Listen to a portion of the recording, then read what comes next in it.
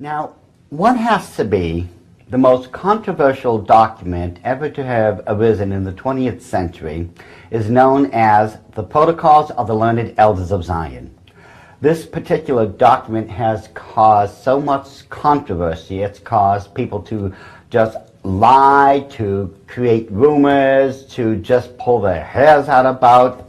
And you can't help but wonder, what is all the fuss about? People are actually creating such a furor over this one document. By the time we get to the end of this series, I'm going to prove to you and demonstrate to you what all this fuss is about and why these documents are very well feared by a lot of people in academia. Because the protocols, first of all, let me state from the very beginning, do not represent some type of Jewish conspiracy. They are not anti-Semitic. But what they are, in fact, are the Illuminati's blueprints for the creation of what they call a New World Order. Now, let me give you an example here to begin with. I was invited to a particular convention back in 1995, and I was asked to do a number of presentations. One of the presentations involved the Illuminati's protocols. Now, during this presentation, there was a number of reporters there from different Christian magazines and other magazines and such, as you would expect. One article in particular, I think, will explain to you why so much lying, fear, and other things about the protocols came about. I want you to just follow along as I read to you what this article has to say. I'm not going to read the whole article, just portions of it. It starts off by saying, at a luncheon question and answer panel, I found myself on a podium with a Doc Marquis whose presentation on the Illuminati was filled with a phony history only found among hate mongers. The article goes on to say, Marquis was selling an anti-Semitic forgery called Protocols of the Learned Elders of Zion with an extra key to understand the real message behind this book. Nowhere in his presentation did Marquis acknowledge that this book is reviled by thinking people the world over. Further on in this article it reads, at no time did Doc Marquis seem to understand that he was perpetuating an historical lie on an unsuspecting public. And the last thing to take note of is where the article reports that if you are to be taken seriously as a group, you must stand up to the disinformation performance of the likes of Doc Marquis. Now, as I said before, this article was written by a lady who says she was a Christian. It was written for a Christian magazine. And on the surface, quite honestly, this article could be taken seriously except for one major problem. The reporter who wrote this article was never at my presentation. You see, there was quite a number of people who was at her presentation. And according to everything these people had told me, not only was she not at my presentation, but it was only after I had left did she show up and started her thing. Her thing was to blast the protocols and me out of the waters. How could she honestly be considered an objective journalist if she wasn't even at my presentation to report on what I had said? And the interesting thing is, once you started, if you want to start bashing me and everything like that, at least 50 people had gotten up and they just left. And it was these people who had told me what had happened. So you see, again, we have a clear-cut incident that the protocols are causing a lot of controversy here. There was an article written by Reader's Digest on the protocols, and again, they called it a forgery, that there's no truth to it. And even interesting enough, now Time had put out a magazine, it was called Secret Societies, and on page 28, and let me read just an excerpt of what they had to write this time about the protocols. Page 29, here it is. I hope the time will come when Judge Walter Meyer declared in a courtroom in Bernay, Switzerland, when people everywhere will be astonished to learn that in the year 1935 it was necessary to talk for 17 days about possible authenticity in this incredible nonsense which is called the Protocols of the Elders of Zion. Sadly, 75 years after that libel trial, this hoax, perhaps the most successfully insidious and destructive forgery in history, continues to feed anti-Semitism around the world. And you know, it's because people do not know what the protocols are really all about. There was another incident, again, another one on the protocols. I had written a book back, it was in the 1990s, somewhere like that. It was called The Illuminati's Protocols of the Learned Elders of Zion, in which I exposed the protocols for what they really are. Well, it seems that a group of occult people had called up Amazon and had written them on email and various other venues, and basically was creating such a furor over all this and trying to get it removed from Amazon's shelves that Amazon had spoken to my publisher, Dr. Alan Peterson, and said that they were going to be removing it. Well, they couldn't give him a good enough answer because according to the Constitution, everyone has a freedom of speech. And that's why everyone else's material on Amazon was also being sold. They have a right. Such a big furor was being done over this that finally Amazon had put together an independent board to examine my book to see what should be done about it. Well, in the end, I was, along with my book, exonerated. Into this very day, the book is being sold by Amazon and other places. But the point is, these people are still kicking over so much dust over this particular document. And what I want you to pay close attention to in this article in particular, they use a key phrase that I've heard time and time and time again. It says that this document is reviled by thinking people the world over. So that catchphrase, thinking people, it always tickles you in the back of the mind because everyone wants to be considered as a reasonably intelligent individual. Well, according to these people, if you don't listen to their opinion on the protocols, then you're not a thinking person. You're not one of them.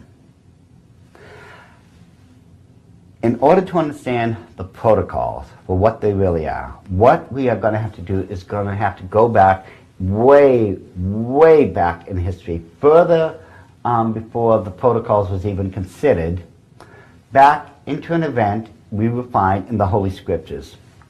Now, in Ezekiel chapter 28,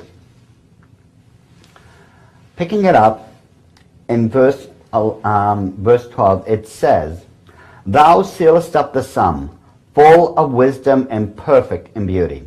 Thou hast been in Eden, the garden of God. Every precious stone was thy covering, the sardius, topaz, and the diamond, the beryl, the onyx, and the jasper, the sapphire, the emerald, and the carbuncle, and gold.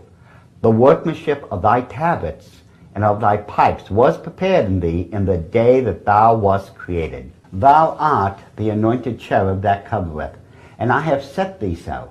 Thou wast upon the holy mountain of God. Thou hast walked up and down in the midst of the stones of fire. Thou wast perfect in thy ways from the day that thou hast been created, that thou wast created, till iniquity was found in thee. Now let's just recap this just a little, because it says that Lucifer himself was covered in all types of precious gems. It says the sardius, topaz, diamond, beryl, onyx, jasper, sapphire, emerald, carbuncle, gold, and that he had tablets and pipes built in him. And these tablets and pipes were there to make musical sounds as he flew through the heavens of God. So literally speaking, Lucifer was a heavenly version of a laser light show. This guy was brilliant in all physical manner, and you could just see all the lights dancing off him as he flew through the very heavens of God. But in order to understand what was going on with Lucifer, we have to get further into the Word of God to really get down to what was going on here. We turn to Isaiah chapter 14. We come to another event in which God gives us more information about this particular angel known back then as Lucifer. Now picking it up, chapter 14 of Isaiah, verse 12, it says, How art thou fallen from heaven, O Lucifer, son of the morning? How art thou cut down to the ground which didst weaken the nation? For thou hast said in thine heart, I will exalt into heaven. I will ascend into heaven. I will exalt my throne above the stars of God. I will sit also upon the mount of the congregation in the sides of the north. I will ascend above the heights of the clouds. I will be like the Most High. You see, 5 times from verses 12 to 14, Lucifer says, I will. Now, pausing it there just for a second, back in Ezekiel chapter 28, it tells us that Lucifer had fallen because he was trafficking in sin. The question is, what was he doing? What kind of sin was going on? And right here, we find out in Isaiah chapter 14, his sin was pride. 5 times Lucifer said, I will. And the end result, and it says right here, I will be like the Most High. Lucifer himself was actually trying to set himself up to where he would be God. Now, the next thing we need to discuss in this introduction, which is really critical to understanding the protocol, is, again, what was Lucifer looking to get out of all this? And we find out from Isaiah chapter 14, eventually he wanted to set himself up as God.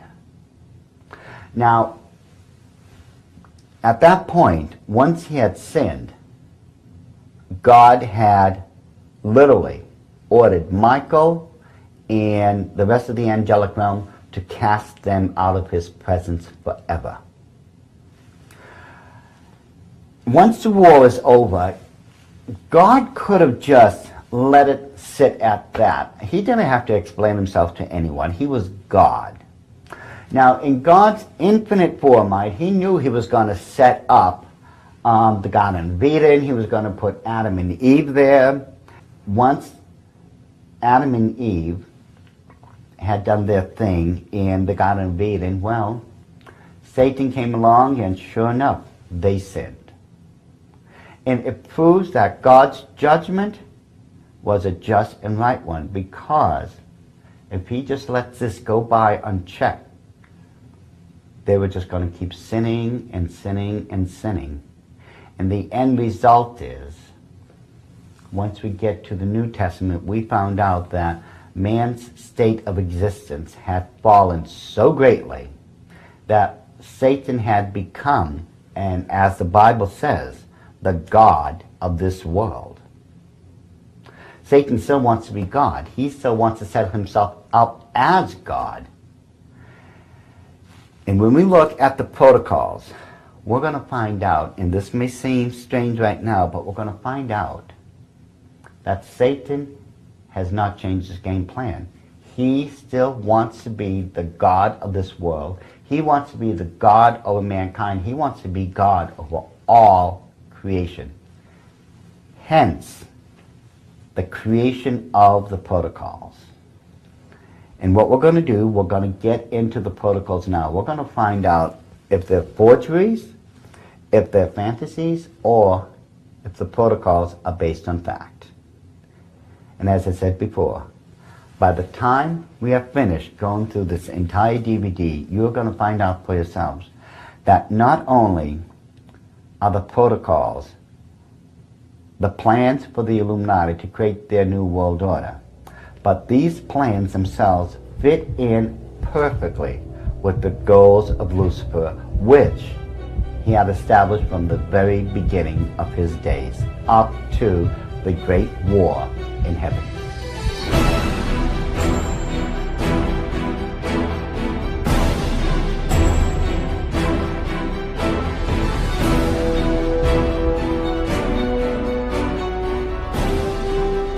By now, ladies and gentlemen, you can see that the protocols of the learned elders of Zion has caused a lot of controversy over the years.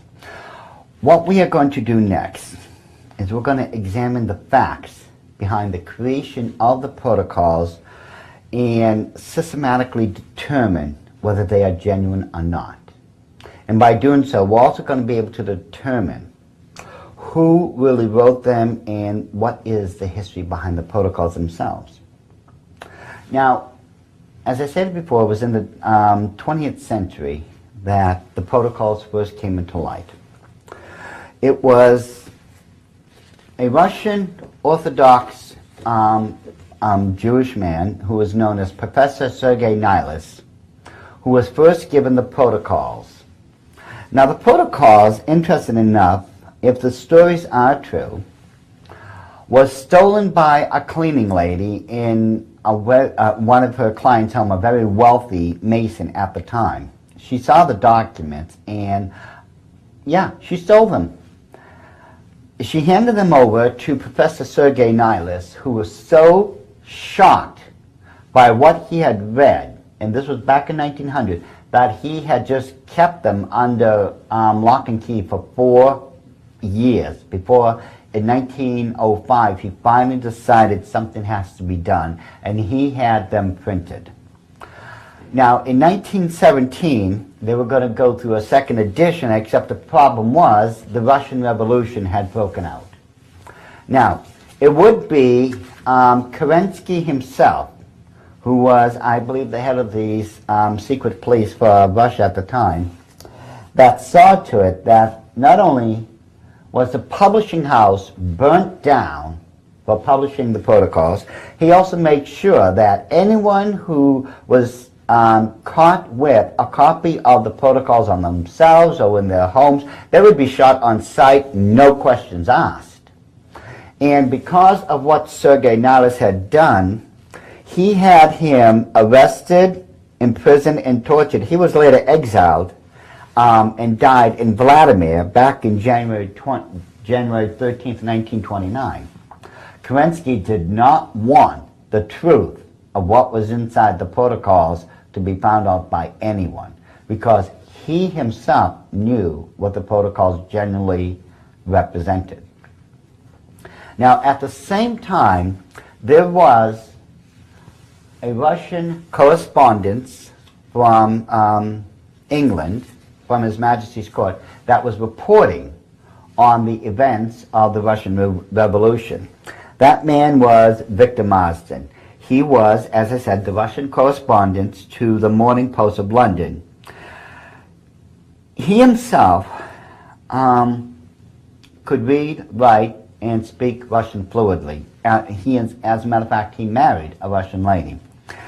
And he was eventually imprisoned and tortured and put into, it was the St. Peter's prison, I believe, in Russia, because he was one of the few reporters who was reporting the inside truth of what was really going on during the revolution. Eventually, he was released, and it took his wife a full year of just laboring over him, but eventually this shattered man had recovered. His health was perfect, and he was back in action for the Morning Post. In the London Library, he found the only existing copy of the protocols. He took the protocols himself and translated them from the Russian into the English so everyone could see what was really going on. Now, interesting enough, remember, the man had completely recovered, and he was going to go out on the Commonwealth tour, in which the king would tour all those nations under him. Mysteriously, and this is what was reported, mysteriously, he suddenly became ill and just died. It seems anyone who has anything to do with the protocols mysteriously dies. Now, the big question is, who wrote the protocols? Where did they come from? This is critical to understanding what's going on and what is all the fuss about the protocols. Back in 1773, if you folks have been keeping up with this series, I've already covered a man known as Dr. Adam Weishaupt. It was Dr. Adam Weishaupt himself who was approached by Meyer Amschel Bauer, who would later change his last name to Rothschild. Rothschild had approached Dr. Weishaupt and basically told him, we know you have the occult genius and understanding to put all these things together. Me and my friends, we have the financial resources to back it. Basically, you create it, we'll back you up. And that's how, in 3 years after 1773, on the exact date of May 1st, 1776, that the Order of the Illuminati had been created. Now, Weishaupt himself was literally one of those rare geniuses you come across. If you're lucky, you get one or two in a lifetime. Now, what had happened? Weishaupt's plan for the Illuminati had been discovered, and it was brought to the attention of a man known as Karl Theodor. Now, Karl Theodor, because he was a duke, who was the highest ranking member of nobility in Bavaria, Germany at the time, he was also the presiding elector, or in other words, the highest judge of the land. Now, information about the Illuminati had slowly been trickling into him for years. Eventually, he had enough information to where he could convene a court trial and literally put all of the conspirators on trial. Now, among the information that was brought and given to His Grace, Karl Theodor, was certain coded documents. Here we have just one example of this code. Weishaupt himself, along with a number of his conspirators listed right here, every single member had a different name, a coded name. For instance, Weishaupt had the name of Spartacus, Judge Xavier Zwack was called Cato, Baron Mengenhoff was called Scylla, Professor Westenweider was known as Pythagoras, and so on, all the way down the list. Now, if we just continue to look, we'll find out that, and these are just a couple of examples, that different cities in Germany and other places were also given coded names. This way no one would find out where these coded messages were being sent to. For instance, over here we have Munich was identified as Athens, and Bavaria, its coded name was Greece. Ingolstadt was Eleusis. Austria was Egypt. And Weishaupt himself was even changing the names of the months of the year. He was giving them a coded name. Right here we find out that January was called Dima and February was Bima, so on and so forth. And we take a look over here, we find out that when he had set up the Order of the Illuminati, he also coded the alphabet. Instead of just assigning mixing up the letters themselves, he assigned them numbers instead, and symbols. You will learn that as you get up in the higher degree of the Illuminati, and, interesting enough, in Masonry, which we've already covered back in the 4th DVD of this series called Magic, Mysticism, and Masonry, you find out that the Masons also have these same codes. And even the numbers have been changed. You see, Weishaupt himself coded everything. And if you're setting up a secret society or some sort of conspiracy, you're just not going to write these things and hand them out for every Tom, Dick, and Harry on the road to read. No, you've got to guarantee that they are coded and written in such a way that only a co-conspirator can understand what is there.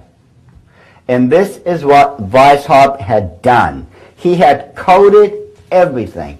And it was verified, again, at the court trial, that all these things and so much more was coded by Weishaupt himself. Now, in the protocols themselves, now let's think about this. If this is some sort of Jewish Zionist conspiracy, why would certain things like this be mentioned? We have here Charles Darwin. Okay, Darwin, lived from 1809 to 1882, and he was the one in 1859 who put forth his origin of species by means of natural selection. In other words, the so-called theory of evolution. Now, what in any sane person's mind would Darwinism have to do with Judaism? If this document, as so many people claim, is really a Jewish document, why would the Jewish people have the theory of evolution in it when it is clearly plain they want a theocracy, a rulership under God? That makes no sense at all. And yet, for these so-called thinking people, they want us to believe that the protocols represent nothing but an anti-Semitic conspiracy, or that it's some type of Zionist conspiracy. It is not. Let's take a look at this person here. This is Karl Marx. He lived from 1818 to 1883. He was a German socialist, a political theorist, revolutionary leader, and he wrote extensively on political economy, philosophy, and he has been credited as the originator of the communist doctrines. Before him, there was another person known as Friedrich Engels. Engels worked extensively with Karl Marx, and there's even to this very day, and I still can't get over this one, and I want you, ladies and gentlemen, to take a good look at this picture right here. This is two statues that's set up in honor of Karl Marx and Engels himself. And what always seems to happen, what really kills me, is people will set up different statues and things to honor criminals like these two. It's absolutely horrific what had come about because of Karl Marx and Engels. However, communism has nothing to do with Judaism. Yet, if you read the protocols, you'll find out how part of the plan of the Illuminati is to create and foment communism throughout different countries in the world. How is that anti-Semitic? How is that representing a Jewish conspiracy then? Guess what? It has nothing, absolutely nothing to do with it. Next one. In the protocols, we're still talking the protocols here. All this is in it, ladies and gentlemen. Friedrich Wilhelm Nietzsche. He lived from 1844 to 1900, and he was a German philosopher who also emphasized the will of power as the chief motivating force of both the individual and society. In other words, man can eventually become superior. He can become the dominating life form, and if he just keeps going on, he eventually can become a superhuman being. Question.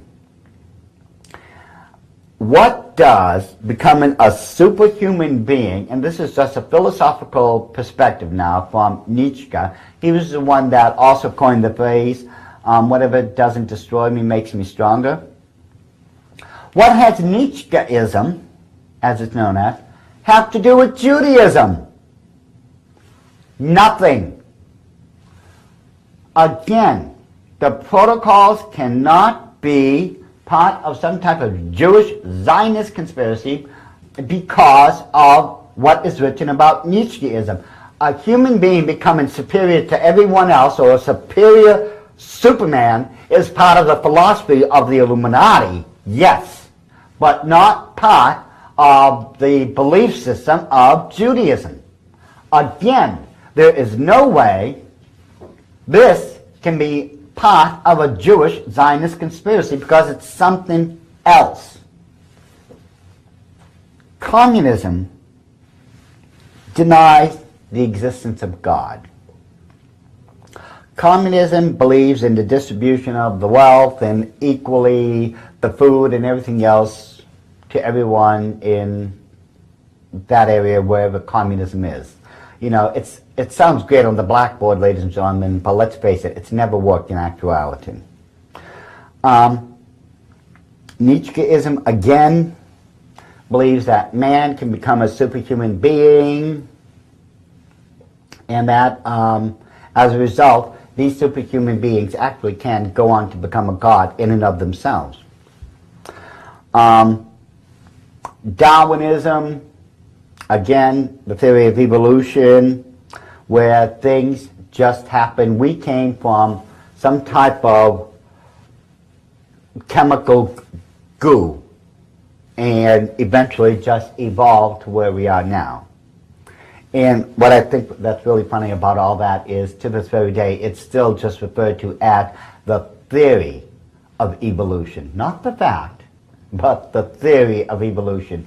And ladies and gentlemen, I have to say for the records, if you study evolution long enough and hard enough, you're going to find out in the end, it takes more faith to believe in evolution than it does in God. It really does.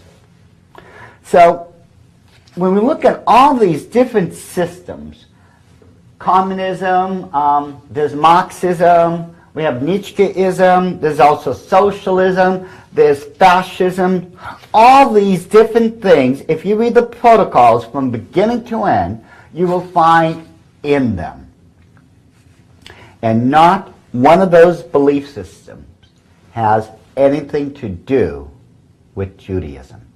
It has absolutely nothing to do with some type of Jewish conspiracy. Again, let's consider the court trial of the Illuminati.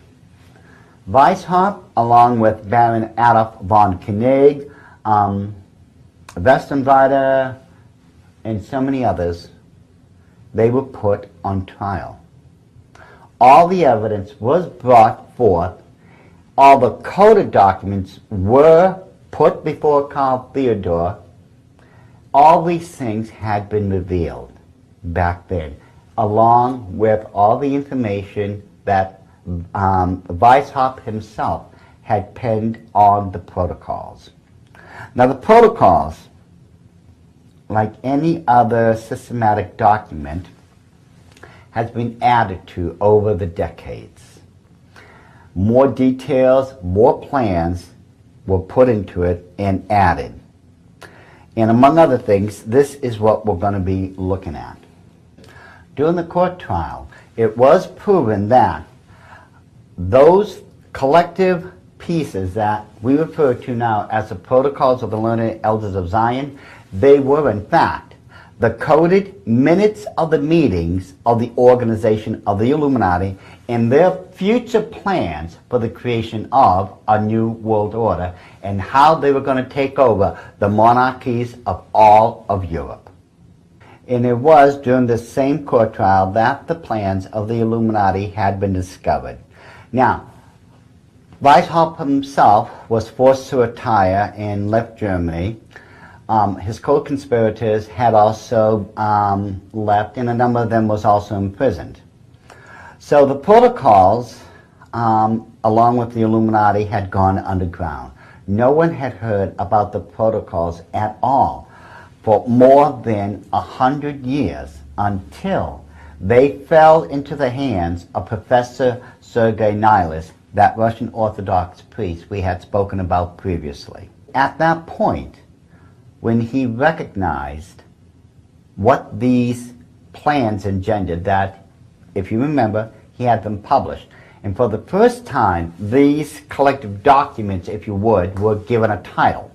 And that title that was given was known as the Protocols of the Learned Elders of Zion. And to this very day, people who do not understand that this collective work is coded, they fall for the plan of the Illuminati and believe, innocently or purposely, that they represent some sort of Jewish Zionist conspiracy, which I have stated they never have.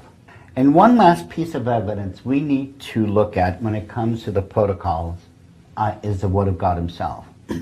Now, when we look at Deuteronomy chapter 28, verses 1 through 14, God told His children, the nation of Israel, what He would do and how He would bless them so long as they obeyed Him.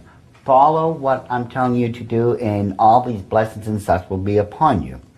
However, when we get from verses 15 through 47, it also tells us what would happen to the nation of Israel if they did not obey God. And the one verse we really need to take a good look at would be right here, verses 32, and right at the very end. This is what it says, especially if they disobeyed Him. He said, "And there shall be no might in thine hand." There'd be none.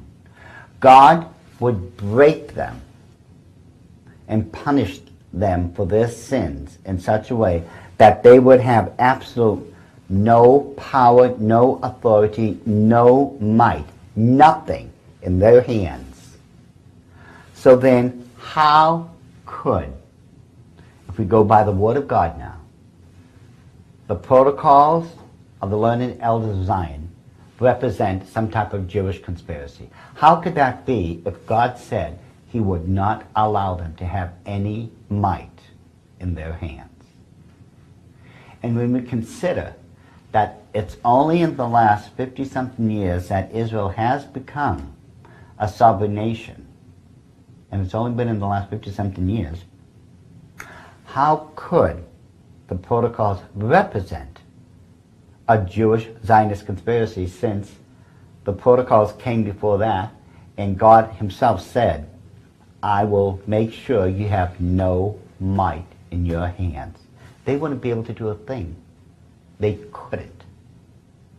So when we look at the protocols, or those documents that we refer to as the protocols now, when we look at them for what they really are, we find out that not only were they coded by Weishaupt, but these were added to as the decades went by.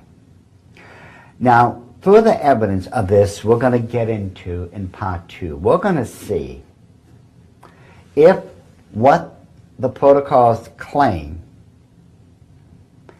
if they actually came about. In other words, there's a number of plans and things in the protocols that the Illuminati stated that they were going to do. We're going to go into these things right now and see if they really did happen. If they did, then the protocols can't be a forgery or a fake either. They have to be genuine then. They have to be real. This can't be some type of flight of fancy. This has to be genuine. If we can prove any of the plans in the protocols happened. And that's what we're going to get to, ladies and gentlemen, right now as we end here and we get right into part 2.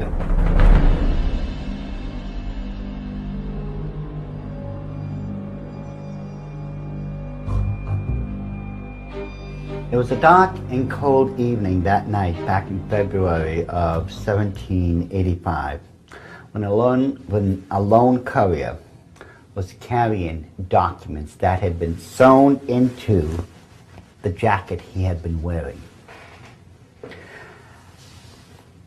Whether by coincidence or divine design, this courier, who we know to be, his name was Lance, was struck by a bolt of lightning and killed. Later on, next day, when the weather had cleared, his body had been found, and the local police, trying to identify who this individual was searching his pockets and everything else, and that's when they came across the minutes of the meetings of the Illuminati as they were in that date, and had passed them over to Duke Karl Theodor, the Elector of Bavaria. Once he had those documents, His Grace was able to convene that trial, which proved that the documents, all of them, had been written by Weishaupt and that they had all been coded.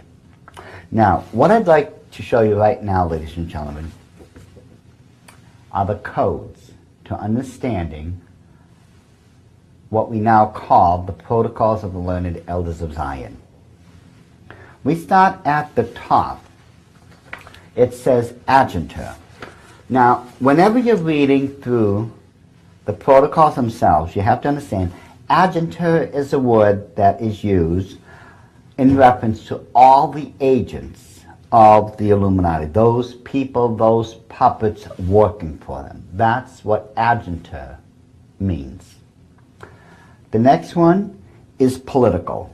Now, this word does not represent an idea or a certain political group. It represents the entire machinery of politics. In other words, all the machinations. And then, of course, you're going to find, and this is the one thing that tricks everyone, you'll find the word Jew, Jewy, and Jewish. And because of that, they think it's a Jewish Zionist conspiracy. No, Weishaupt was very clever in always being able to push the blame in another direction in case anything was ever discovered. In this case, Jew, Jewy, or Jewish actually mean Illuminati, Illuminist, Illuminism, so on and so forth. That's what it's talking about. Where it says Goyim, this literally refers to what's known as chattel, or human livestock, human slaves.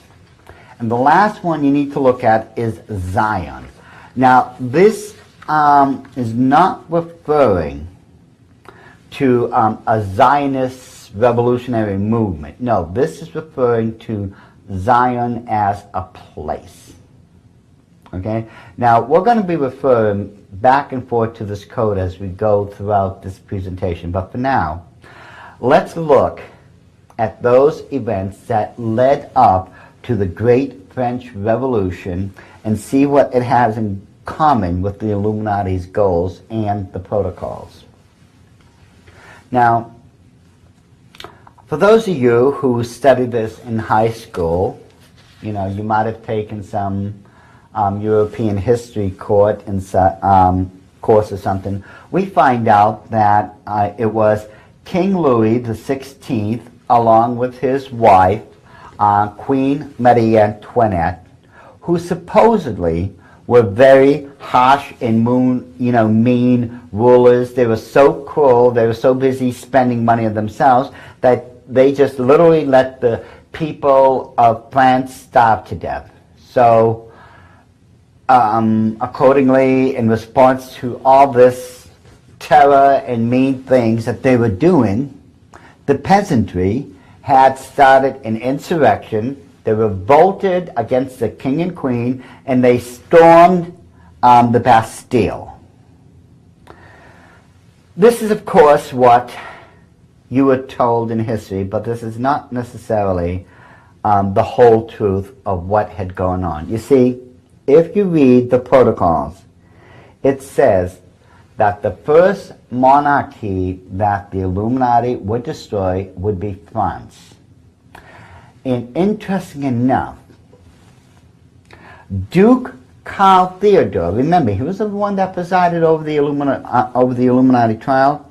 He was so concerned over what these documents had stated, these plans of the Illuminati. He was so concerned that he had them copied along with his own personal written hand record of his concerns and sent them throughout the rest of the other monarchies in Europe. This is how concerned he was. But no one listened. Not one person was listening, except for Queen Marie Antoinette's sister. You see, her sister had, of course, since she was a member of nobility and ran, obviously, in the highest circles possible, had also been forewarned about the plans for France.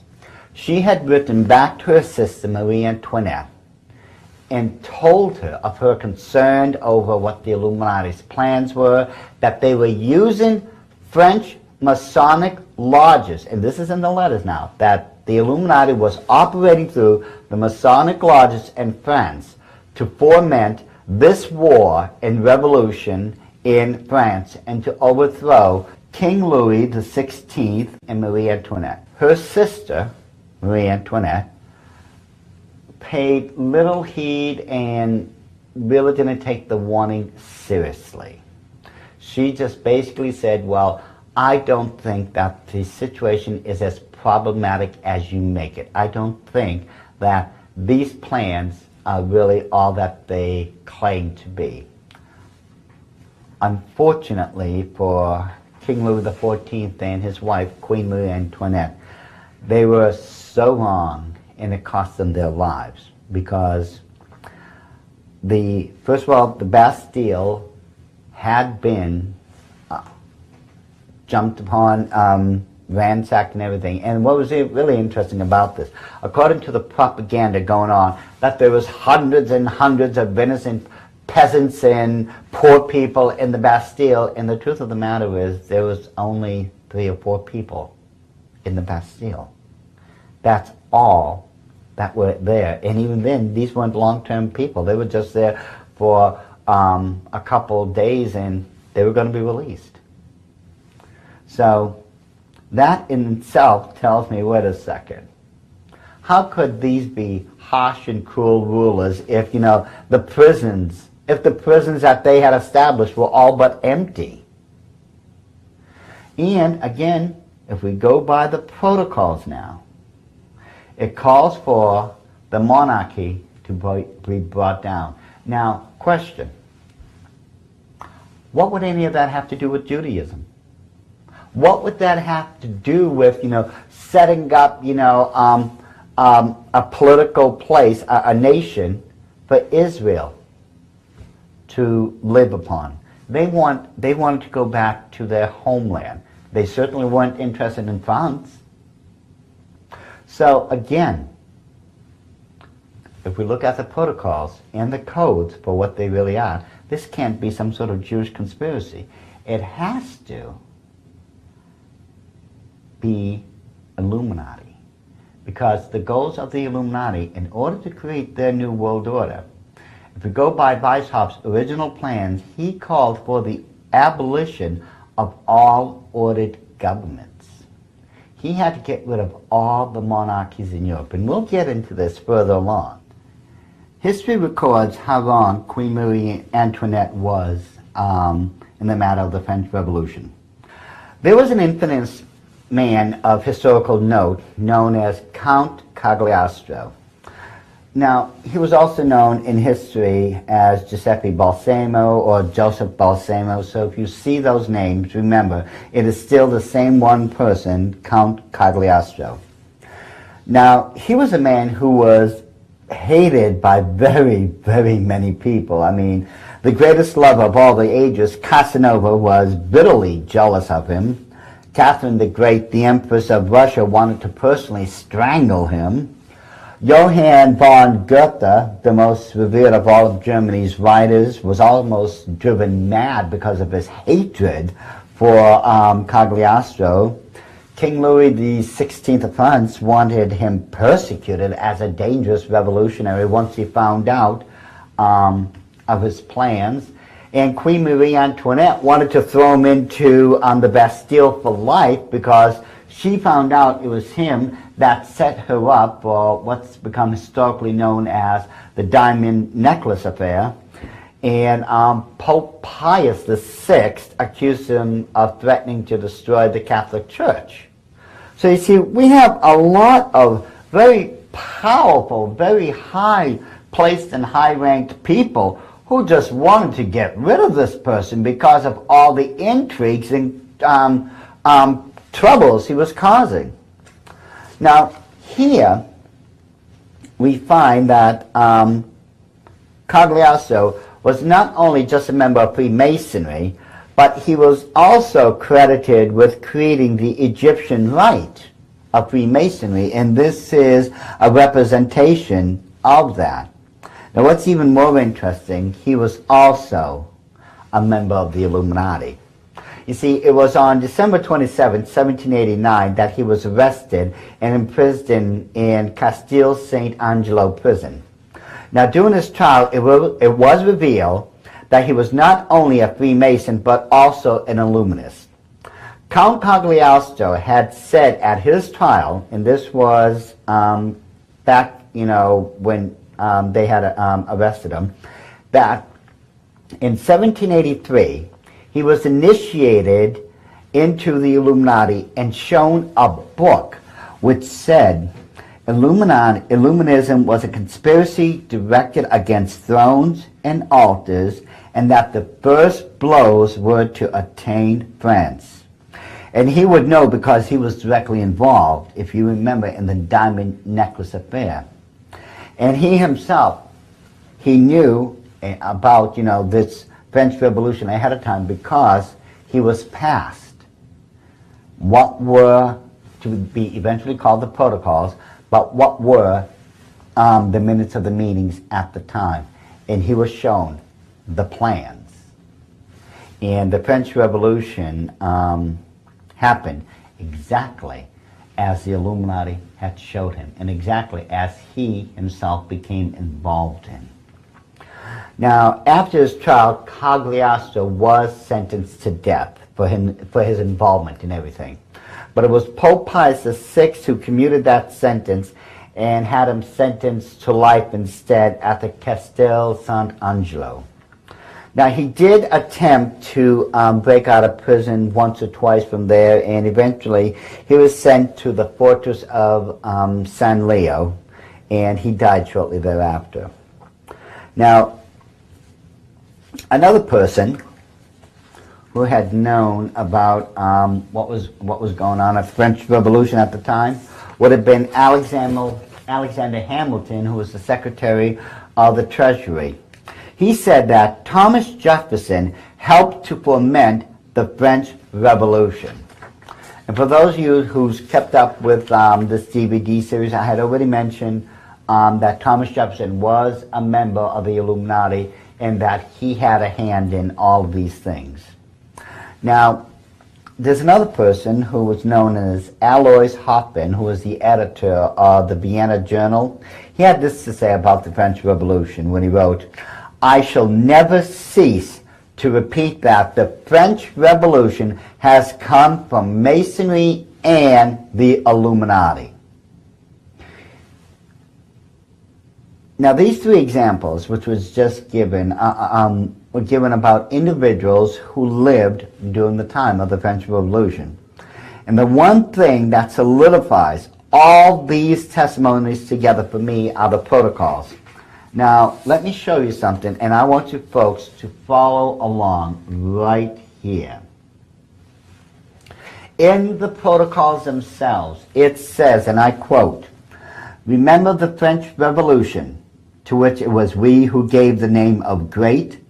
The secrets of its preparations are well known to us, for it was wholly the work of our hands." Yes, the Illuminati themselves had the bragging rights, if you would, for saying, "We were the ones who did it all." I love the way they wrote into the protocols, what are known as the protocols now, this little missive. Because it never would have been written there had they known their own works, their own plans would eventually be discovered.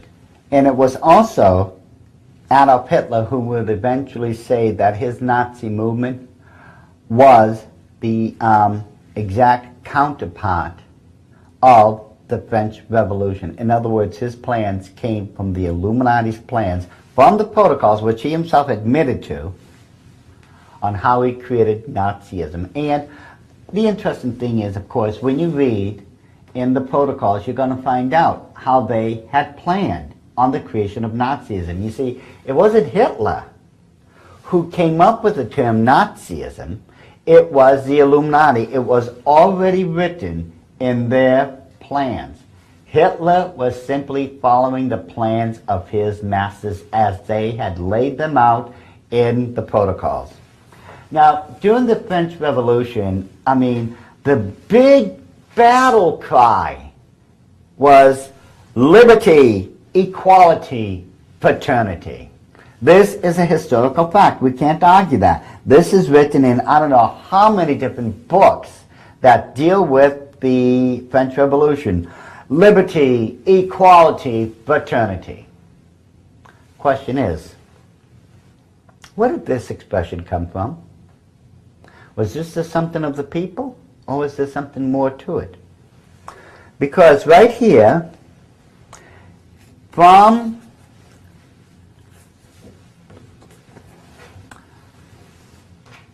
the Masonic Encyclopedia, right here, it says liberty, equality, fraternity. This was the motto of the French Freemasons. This was not a catchphrase of the French Revolution that the people came up with. No.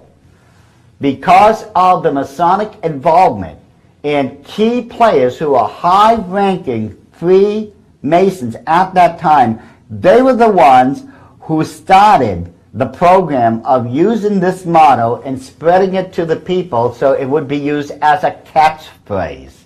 Again, the signature and involvement of the Masons is obvious when we look at the motto right here that says liberty, equality, fraternity. And on and on and on you will hear this catchphrase whenever insurrections or revolutions are started. They use this catchphrase constantly. And the reason is because it is Masonic in its creation. It's not something that the people of the French Revolution came up. It's strictly Masonic. And it was under the orders of Weishaupt himself that the French Masonic lodges be used to foment the destruction of the French crown and to create what's now known as the Great French Revolution. And to further emphasize this point, again, of liberty, equality, and fraternity. Let's take a look inside the protocols and see what they have to say about it. Following right here, ladies and gentlemen. Far back in ancient times, we were the first to cry among the masses of the people of the world, liberty, equality, fraternity.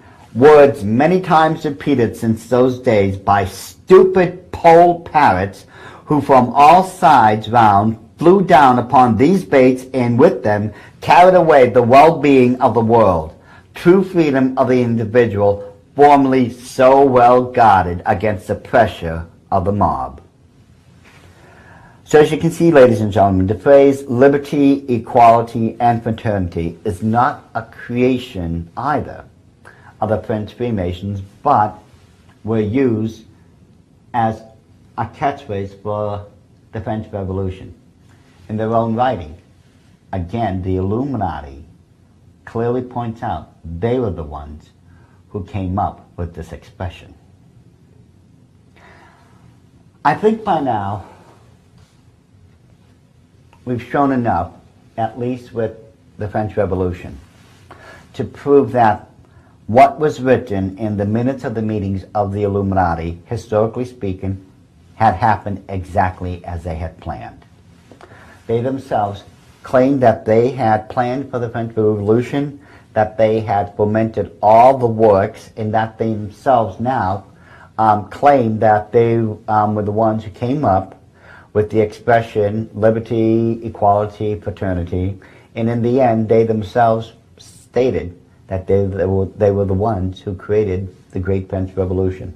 I think at this point we have to admit, ladies and gentlemen, that the protocols are historically accurate when it comes to the plans of the Illuminati for the French Revolution.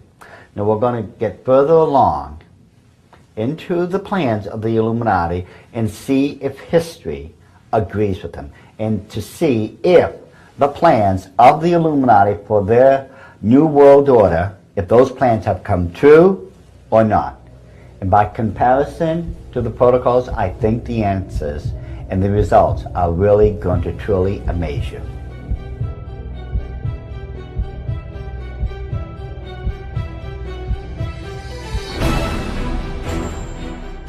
Once the French Revolution had met with such success for the Illuminati, plans were made for the rest of continental Europe. Now, for the next 2 years, things had been going along very smoothly, and would have continued so smoothly for the Illuminati and everything else. But the problem is, in 1830, their leader, Dr. Adam Weishaupt, had died. For 3 years after that, quite literally speaking, the Illuminati was in a standstill. The one genius that had put it all together, the guiding hand, the guiding force, had passed away. So they needed to find someone that was equal to this man's caliber. And as I said, it took 3 years, but eventually they found the man they were looking for. His name, and we've seen this gentleman throughout the series, was Giuseppe Mazzini. Mazzini himself was an Italian revolutionary, and as you recall, back in DVD 1, which was called The Arrival of the Antichrist, we demonstrated, among other things, how he created that group that we call nowadays known as the Mafia. As a revolutionist, Mazzini's mind was geared perfectly towards the world revolutionary movement. Now, he himself had a very interesting friend, and again, we have spoken about this individual before. That personal friend of his was General Albert Pike. And if you remember, it was Albert Pike who became the head of the Southern jurisdiction of Freemasonry during the mid-1800s. Now, in a number of correspondence between Pike and Mazzini, they came up with a diabolical plan to create 3 world wars that would literally allow the Illuminati to take over the entire world and set up what, as you well know by now, is called the New World Order. What I'm going to do now, I'm going to show you that part of the letter where they were talking about World War I. And I want you to just read along with me here.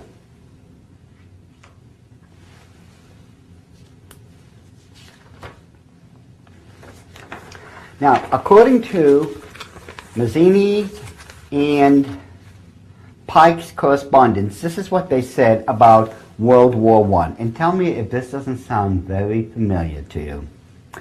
The First World War must be brought about in order to permit the Illuminati to overthrow the power of the Tsars in Russia and of making that country a fortress of atheistic communism.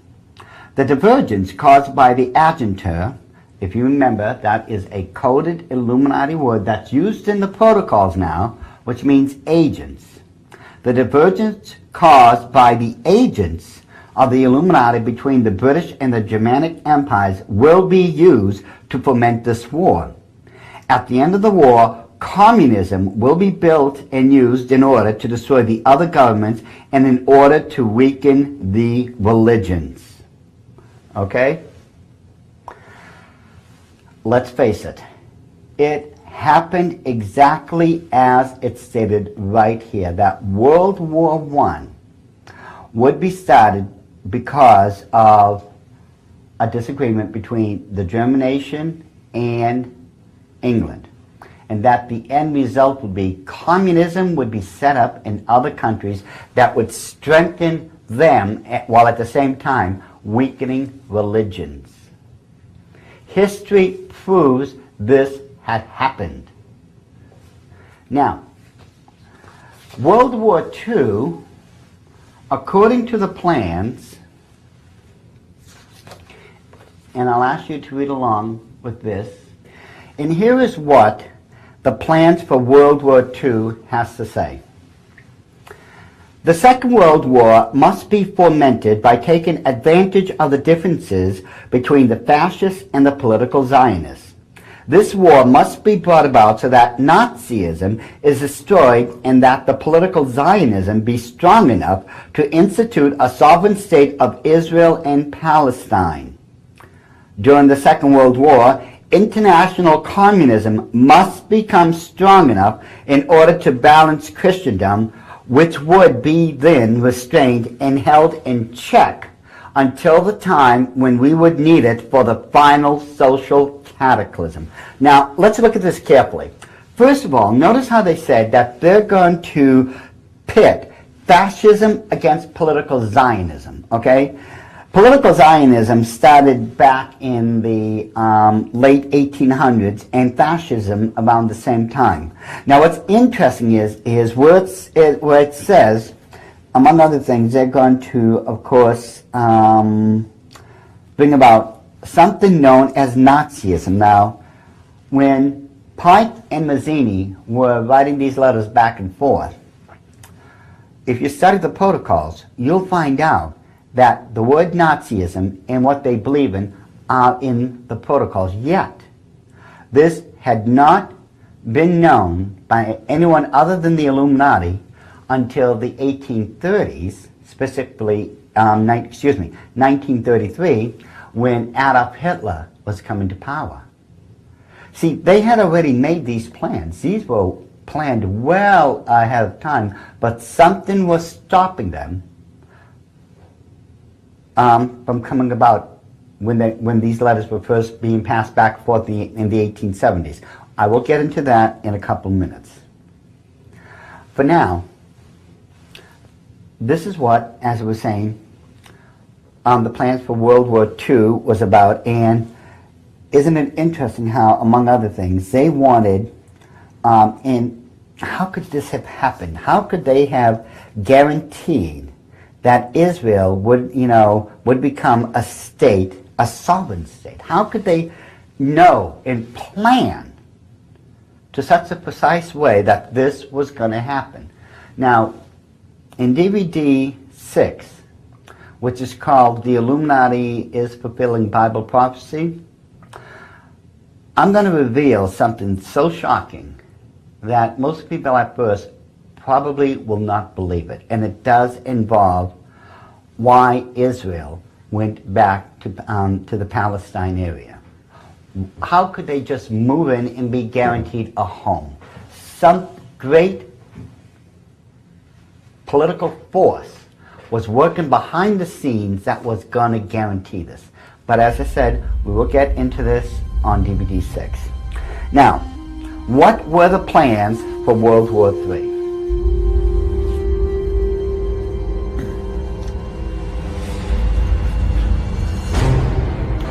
And again, if you'll just follow along, and it says, the Third World War must, now remember, this particular war hasn't happened yet. It's supposed to be happening.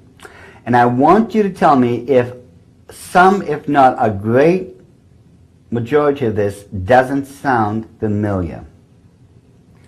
The Third World War must be fomented by taking advantage of the differences caused by the agents of the Illuminati between the political Zionists and the leaders of the Islamic world.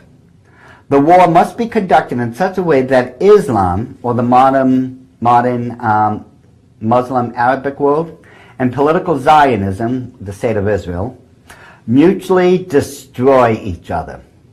Meanwhile, the other nations, once more divided on this issue, will be constrained to fight to the point of complete physical, moral, spiritual, and economical exhaustion. We shall unleash the nihilists and the atheists, and we shall provoke a formidable social cataclysm which, in all of its horror, will show clearly to the nations the effect of absolute atheism, origin of savagery, and of the most bloody turmoil. Then everywhere the citizens, obliged to defend themselves against the world minority of revolutionaries, will exterminate those destroyers of civilization, and the multitude, disillusioned with Christianity, whose deistic spirits will from that moment be without compass or direction, anxious for an ideal but without knowing where to render its adoration, will receive the true light through the universal manifestation of the pure doctrine of Lucifer, brought finally out in public view. This manifestation will result from the general reactionary movement which will follow the destruction of Christianity and atheism, both conquered and exterminated at the same time. I don't believe that anyone could argue that September 11, 2001, when the World Trade Center was attacked, by those terrorists, that things haven't escalated in the Middle East. Israel and the Islamic world, they're at each other's throats. And if these plans continue the way the first two has, we're in for a hellacious future, and it's not going to be a good one, to say the least. The plans of the Illuminati are very, very succinct, and I think by now you will recognize the exact same writing style and the wording of these three world wars are very similar, if not exact, to those found in the protocols. And in a few minutes we will be going back into the protocols and show you how the Illuminati plans to set up their their new world order. Now, we need to take a look at English history for a bit so you can understand a very important point that needs to be made. Now, during 1837, the King of England was William IV. William IV was considered to be a very good monarch and a good king for his people, but it was on June 20th of 1837 that King William IV of England had died of heart failure. and because he and his wife had no children, the throne of England went to his niece, Victoria. Now, Queen Victoria, in her diary, had written the following excerpt. I was awoke at 6 o'clock by Mama, who told me the Archbishop of Canterbury and Lord Cunningham were here and wished to see me. I got out of bed and went into my sitting room, only in my dressing gown, alone, and saw them. Lord Cunningham then acquainted me that my poor uncle, the king, was no more, and had expired at 12 minutes past 2 this morning, and consequently that I am the queen.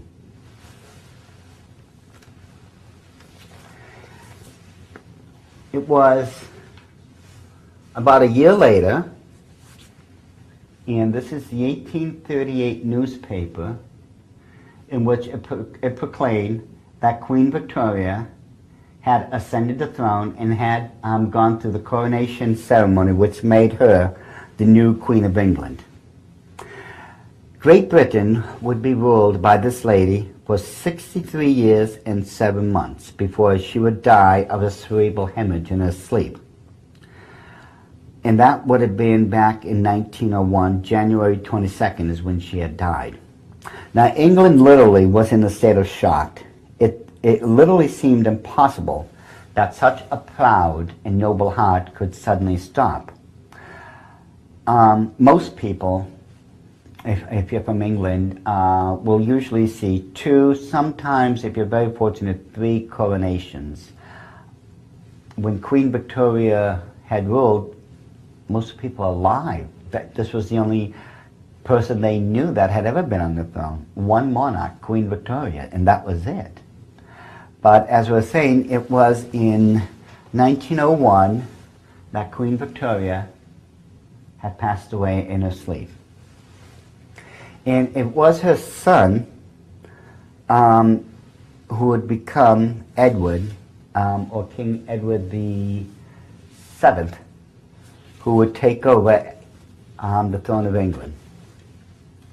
But Queen Victoria, as I said, her political influence was absolutely phenomenal. Now, at the time of her reign, there was 20 monarchs ruling in Europe, and 18 of those ruling monarchs were related to Queen Victoria either through birth or marriage.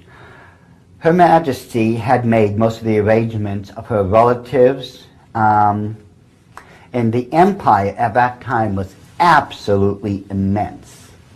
Right here is an old map in red which shows the countries that was under the authority of Queen Victoria at the time. Now, it was on January 20th, 1901, when Queen Victoria had passed away, and his eldest son, Edward, would ascend the throne of England. He would become known as Edward VII. Now, his reign lasted for 9 years, and he became known, historically speaking, as Edward the Peacemaker. Edward the Peacemaker, he was named that because he made sure that he had very positive diplomatic relationships in Europe and with America, and he had treaties with all of them. And at the same time, he was related to 9 of the ruling monarchs of Europe, and that included, William II, who was the Kaiser of Germany, and he was the grandson of Queen Victoria. He was related to the kings of Spain, Denmark, Portugal, Greece, Belgium, Norway. He was also related to the Archduke Franz Ferdinand of Austria and the Grand Duke Michael Alexandrovich. So you see, England was a powerhouse at this point. This is the one thing that prevented the Illuminati from moving back in the 1870s. Victoria had made sure that literally all of Europe was united and related to her in one way or another. There was only 2 nations that I can recall from that period that was not related to her at the time. So the question is, how do you go up against such a power broker. At that point, they couldn't. But, as the letters just stated, we just saw their plans for World War I, World War II, World War III, that they were going to do this one war at a time. Now, they waited for the right moment. They had to wait till Queen Victoria had passed away, and they had to make sure everything was set right. And this is where it's going to get very, very interesting, because, as for those of you who may know your British history, it would be King Edward VIII, who abdicated the throne of England. Now, the excuse for the king's abdication was that he wanted to marry a lady from America who was known as Wallis Simpson. Now, Wallis Simpson was an American socialite who had met King Edward VIII while in England. Unfortunately, the British Empire had moved against Edward and Wallis, claiming that he could not marry her because she was a divorcee. And the reasoning was sound on the surface. He was, as king, also the head of the Church of England, which meant that he could not marry her because the Church of England does not recognize and would not allow divorcees to remarry. The official reason is right here, Wallis Simpson, as put by the newspapers. Now, this is not the truth. This is the excuse.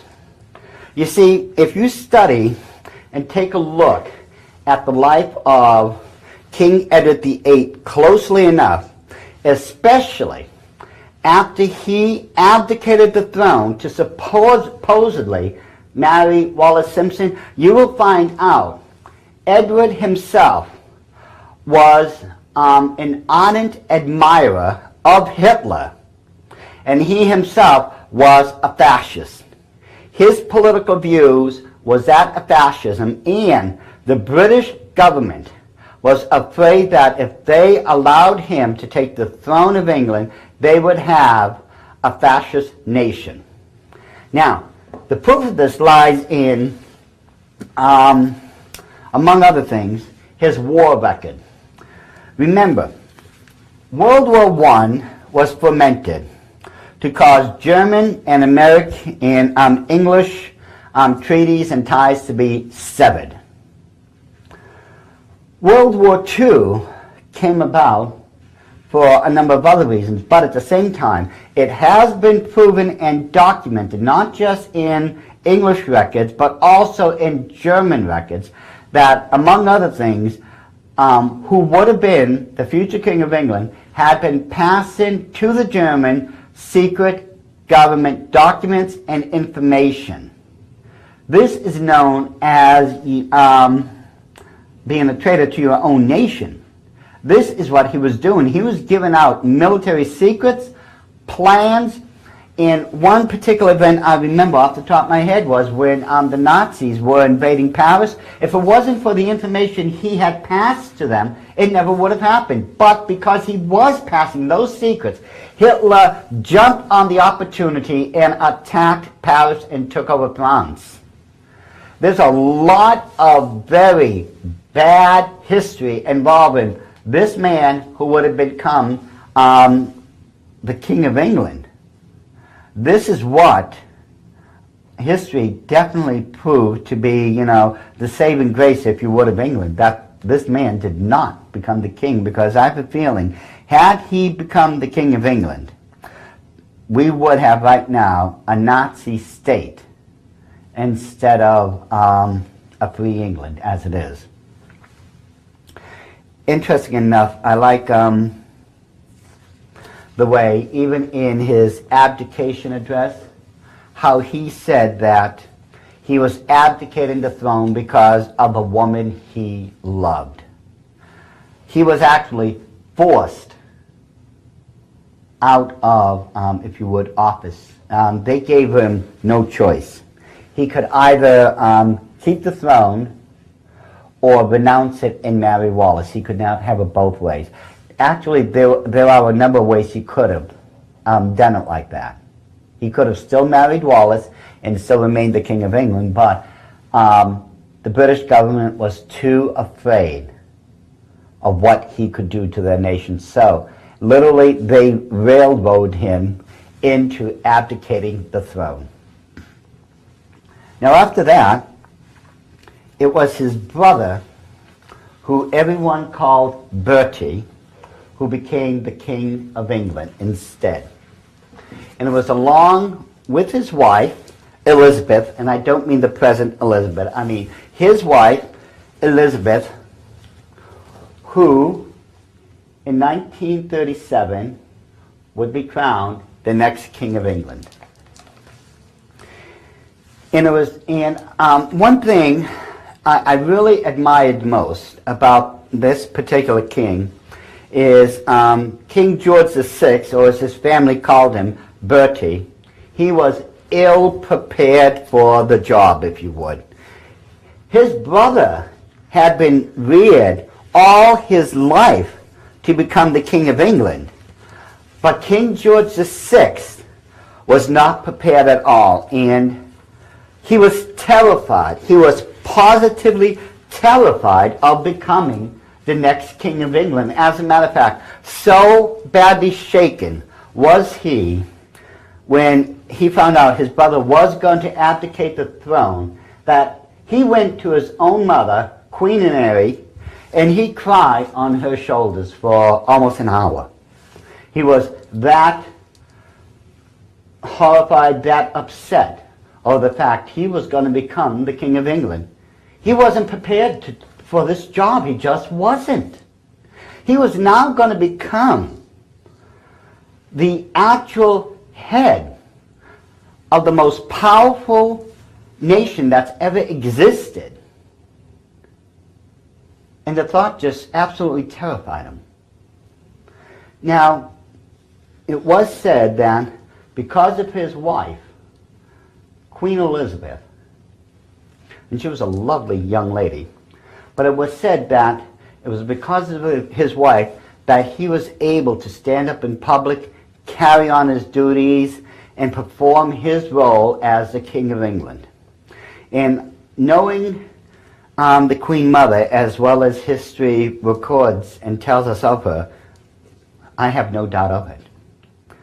Now, sadly enough, it was during King George's time that World War II had happened.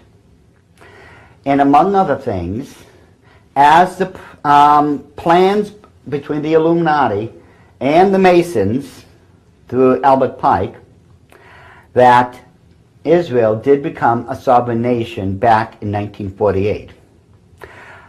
What had happened, among other things, was that England and America at the same time had betrayed Israel to a future doom.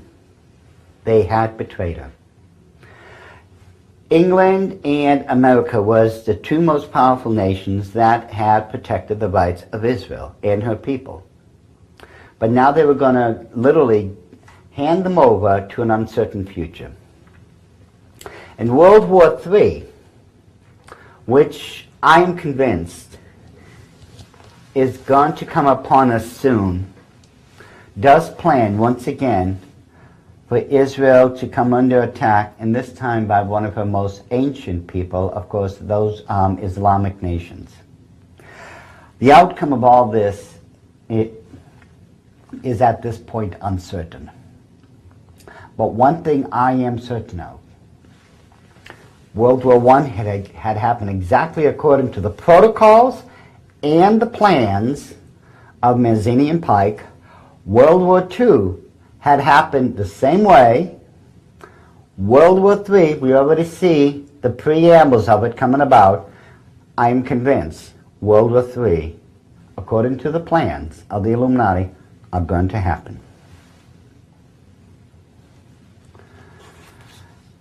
Now, one thing, before I go on to this next section, according to the protocols, they also stated that they would cause the Russian aristocracy to collapse, and that they would also set up communism in Russia. If you just read through the protocols, it becomes so obvious what they're doing. Let me just read a couple of excerpts just from the protocols. I've got time restraints here, but I just want to take a couple of moments to read these. It says, and this is about Russia, the principal guarantee of stability of rule is to confirm the aureole of power. And this aureole is attained only by such a majestic inflexibility of might as shall carry on its face the emblems of inviolability from the mystical causes. Such was, until recent times, the Russian autocracy, the one and only serious foe we had in the world. Now, once the Illuminati were able to get the mobs and masses of the people of Russia to believe that they were trodden down slaves to a cruel and heartless ruler, and that would have been Tsar Nicholas II, here's what the end results were. By want and envy and hatred which it engenders, we shall move the mobs, and with their hands we shall wipe out all those who hinder us on our way. And what happens after that? Again, from the protocols. We appear on the scene as alleged saviors of the worker from this oppression when we propose to him to enter the ranks of our fighting forces. And here's their fighting forces: socialists, anarchists, communists, to whom we always give support in accordance with an alleged brotherly rule. So you see, it became necessary for the Illuminati, when they devised their 3 world wars, that they were going to have to wait. They were going to have to wait till Queen Victoria's rule had come to an end. They were going to have to wait for the right moment when they could kick off World War I, and then they made a deal with King Edward VIII, who supposedly abdicated to marry Wallis Simpson. They made a deal with him that when World War II ends, should we take over England, we're going to put you on the throne. All these things conclusively prove, especially since all of this is from the protocols, that the documents, historically speaking, are not forgeries. Things happen exactly as they stated they would. The overthrow of Russia, the overthrow of the French Revolution was part of these plans. It came about as they stated it would. World War I, World War II, and now we are facing World War III, I believe, in only a number of years. How close is that? I can't predict. The end result is, ladies and gentlemen, we are seeing the birth pains of World War III right now. We see, according to the plans of the Illuminati, as found in the protocols and in their own separate writings and letters, that the Islamic nations are going to be put in a position to where they're going to be fighting against Israel. The end result is they're going to clash like they've never clashed before, and that they'll end up destroying each other. And that in the interim, with all the smoke and fire going, they're going to destroy Christianity at the same time. And they're going to set up their own nation, their own new world order, to where they're going to put their own world leader on it. And according to their own writings, they call this coming ruler of theirs the king of the despots. It would make sense, because if you're a member of the Illuminati, well, you don't refer to him as the Antichrist. That's a Christian term, and they don't believe in the Bible. They refer to this coming person as the king of the despots. And with that in mind, we're going to end it here and we're going to get right into the Illuminati 7-part plan for global conquest.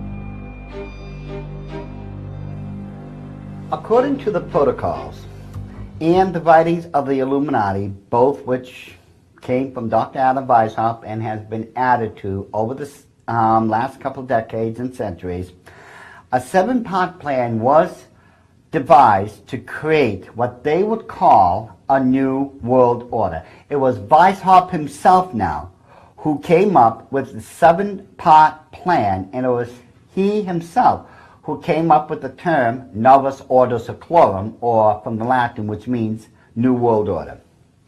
Now, going with the very first part of the Illuminati plan, it calls for the abolition of all ordered government. Here is what the protocols have to say on how they're going to abolish all ordered governments and what they believe about these things. Political freedom is an idea, but not a fact. This idea one must know how to apply whenever it appears necessary with this bait of an idea to attract the masses of the people to one's party for the purpose of crushing another who is in authority. In other words, what they're doing, they've got a 2-party system going in which they constantly will have one look like the bad guy and the good guy side will always fight them. And then somehow miraculously this side now becomes the bad guy, and this side, who was the bad guy, is now the good guys fighting against them. Now does this sound familiar? Especially with our own Senate and everything else that goes up there on Capitol Hill. Does any of this sound familiar? Moving on along, it says, whether a state exhausts itself in its own convulsions, whether its internal discord brings it under the power of external foes, in any case it can be accounted irretrievably lost. It is in our power. In any state in which there is a bad organization of authority, an impersonality of laws and of the rules, and of the rulers who have lost their personality amid the flood of rights ever multiplying out of liberalism, I find a new right, to attack by the right of the strong and to scatter to the winds all existing forces of order and regulation, to reconstruct all institutions, and to become the sovereign lord of those who have left to us the rights of their power by laying them down voluntarily in their liberalism. And tell me if this one doesn't sound familiar. The constitution scales of those days will shortly break down, for we have established them with a certain lack of accurate balance in order that they may oscillate incessantly until they wear through the pivot on which they turn. In other words, the Constitution has been designed and set up in such a way that they would be able to bring it down. And that's exactly what we see nowadays. My question would be, do we even have a Constitution anymore? Because if we do, I tell you, none of those judges are certainly going by it. When we introduced into the state organism the poison of liberalism, its whole political complexion underwent a change. States have been sealed with a mortal illness, blood poisoning. All that remains is to await the end of their death agony.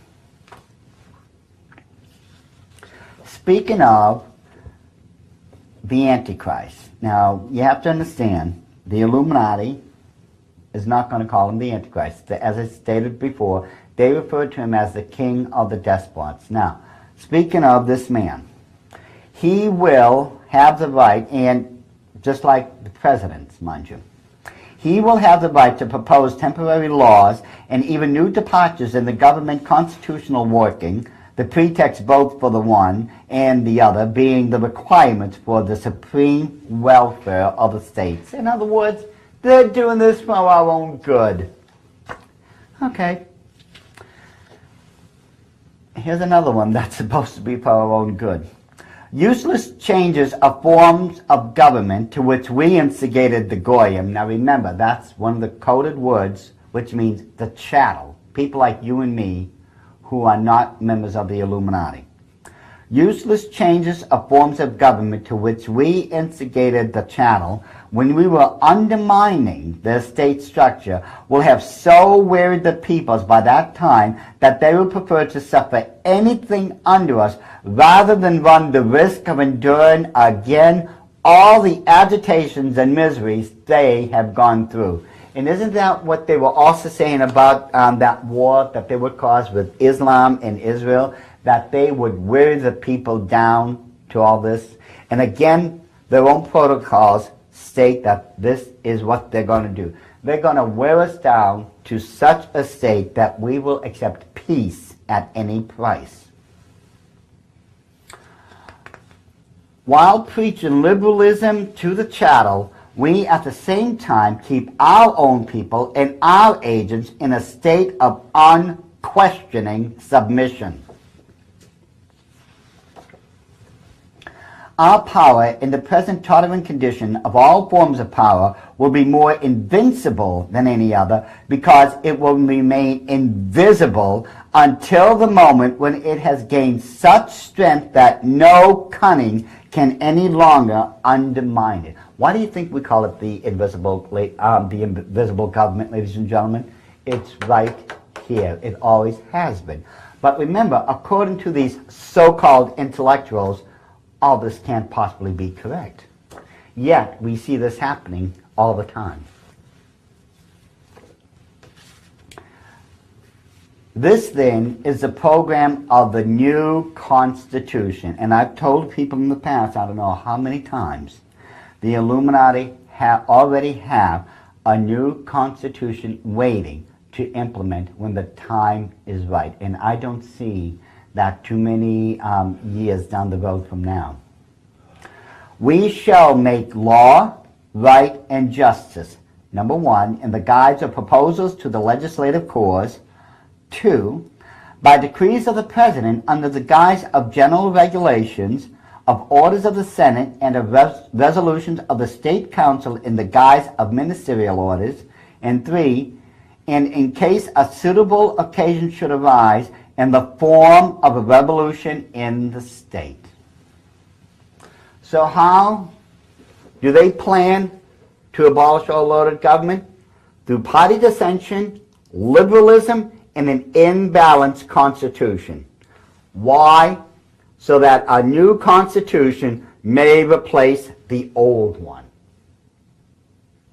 Now, the second part calls for the abolition of all private property. How do they plan to do this?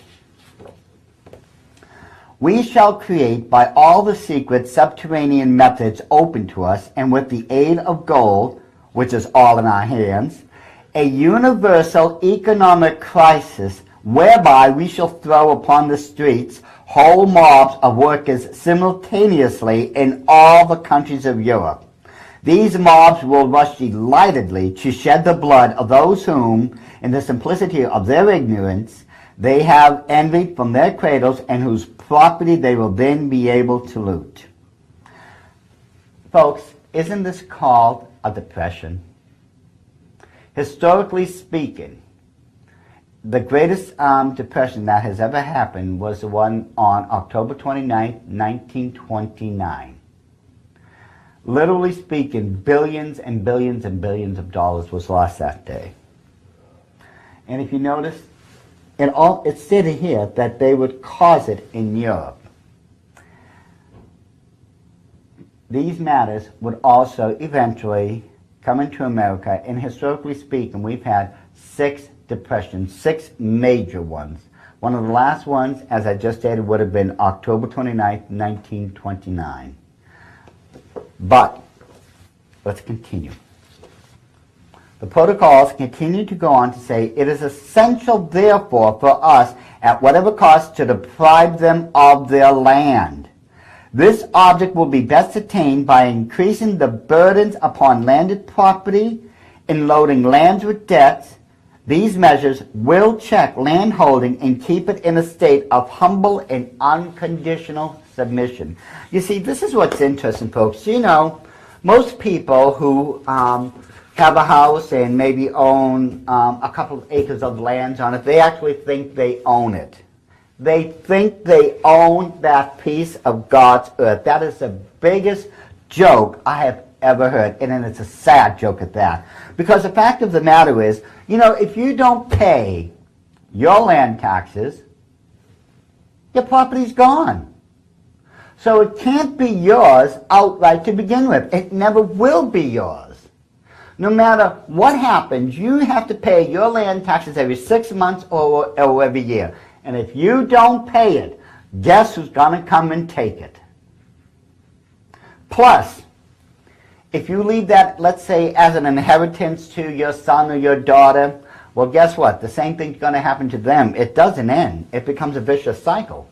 Because if they don't pay an inheritance tax for that property, it's going to be taken away. Now, if they pay the inheritance tax, they end up with paying a yearly tax or a bi-yearly tax, and if they don't, the property is still taken away. So you see, no one owns that land outright unless it's the government and the powers that be. The protocols go on to say this about the abolition of all private property. The rich must be aware that it is their duty to place a part of their superfluities at the disposal of the state, since the state guarantees them security of possession of the rest of their property and the right of honest gain. I say honest, for the control of a property will do away with robbery on a legal basis. Therefore, we must not stop at bribery, deceit, and treachery when they should serve towards the attainment of our end. In politics, one must know how to seize the property of others without hesitation if by it we secure submission and sovereignty. So, going by the protocols, how are they going to abolish all private property? Through bribery, deceit, treachery, and economic crisis. Why? To secure submission and sovereignty over you and I. The third one, the abolition of all inheritance. Purchase, receipt of money, or inheritance will be subject to the payment of a stamped progressive tax. Any transfer of property, whether money or other, without evidence of payment of this tax, which will be strictly registered by names, will render the former holder liable to pay interest on the tax from the moment of transfer of these sums up to the discovery of his evasion of declaration of the transfer. Oh my goodness. Doesn't this sound like the IRS? They will hunt you down until they get every penny out of you that they feel they rightfully have coming to them. Just strike an estimate of how many times such taxes as these will cover the revenue of the Goyim states, or the chattel state as it should be translated. This is exactly why they're going to abolish all inheritance. How they're doing this? Through unfair high burden of taxes. And they're doing this, they clearly said, to take away our revenue. See, it was in 1838, Meyer Amschel Rothschild, who was the head of the Illuminati at that time, made a very, very profound statement. He said, "Allow me to issue and control the money of a nation, and I care not who writes its laws." And he was right. Whoever pulls the purse strings makes the law. And that's what they're stating here, to take away our revenue. Now the fourth step towards their seven-part plan of creating a new world order calls for the abolition of all patriotism. Listen to how they plan to do this. It is with this object in view that we are constantly, by means of our press, arousing a blind confidence in these theories, which our agent specialists have cunningly pieced together for the purpose of educating their minds in the directions we want. Do not suppose for a moment that these statements are empty words. Think carefully of the successes we arranged for Darwinism, Marxism, Nietzscheism. Now think about this. They themselves claim that they're the ones who arranged for the successes of Charles Darwin, Marxism, and Nietzscheism. If this was some sort of Jewish Zionist conspiracy, how could these people, who God himself said he would not allow them to have any power in their hands, how could they have possibly done and brought Charles Darwin, the teachings of Marxism and Nietzscheism to the world? How could they have done it? They don't have the power to it. And why would they especially want to bring the theory of evolution when it's not within their belief system? Why would they bring communism? It's definitely not in their belief system. And let's face it, Nietzscheism is anything but related to Judaism.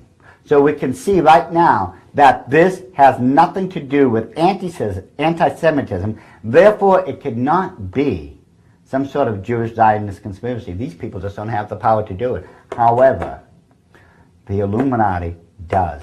These continue to prove that these can be only and only Illuminati documents, not some type of Jewish, anti-Semitic, or Zionist conspiracy. Going back to the abolition of patriotism. We appear on the scene as alleged saviors of the workers from this oppression when we propose to him to enter the ranks of our fighting forces, socialists, anarchists, communists, to whom we give support in accordance with an alleged brotherly rule of the solidarity of our humanity. How is it they plan to abolish all patriotism? Well, their own writings state, by the introduction of Marxism, Darwinism, and Nietzscheism. Why? Because these doctrines would lead to the destruction of the chattel. And let's face it, until 9/11, patriotism had been taking a beating. I remember when I was a young boy, and there'd be a parade downtown, and Old Glory would be brought by. Men would be taking off their hats. I saw women crying. Children were dead silent as the flag, which represented Americana, was going by. But now, we have made it constitutional where people can burn the flag in an act known as freedom of expression. Well, I'll tell you right now, those people better not burn Old Glory on my lawn or on my property, because I'm going to give them my expression and what I'm going to do as a result that they will never forget. I am for Americana, and I'm for what I have always believed to be the heart and soul of Americana. Unfortunately, it's been taking a beating.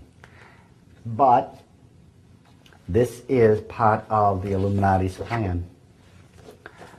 The fifth part of the seven-part plan for the creation of a new world order calls for the abolition of all religion. What do the protocols have to say about the abolition of religions? Here is what they say. When we come into our kingdom, it will be undesirable for us that there should exist any other religion than ours of the one God with whom our destiny is bound up by our position as the chosen people, and through whom our destiny is united with the destinies of the world. We must therefore sweep away all other forms of belief.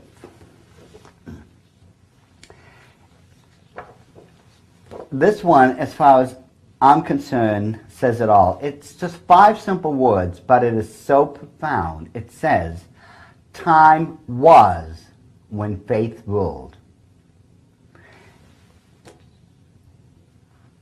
It was so true. When the Puritans first came here into America, they settled up and established Christianity here in America. They really were a people who wanted Christianity to flourish in this new land. They believed in God with all their hearts, their mind, their soul, their body. However, once the Illuminati managed to sink their clutches into America,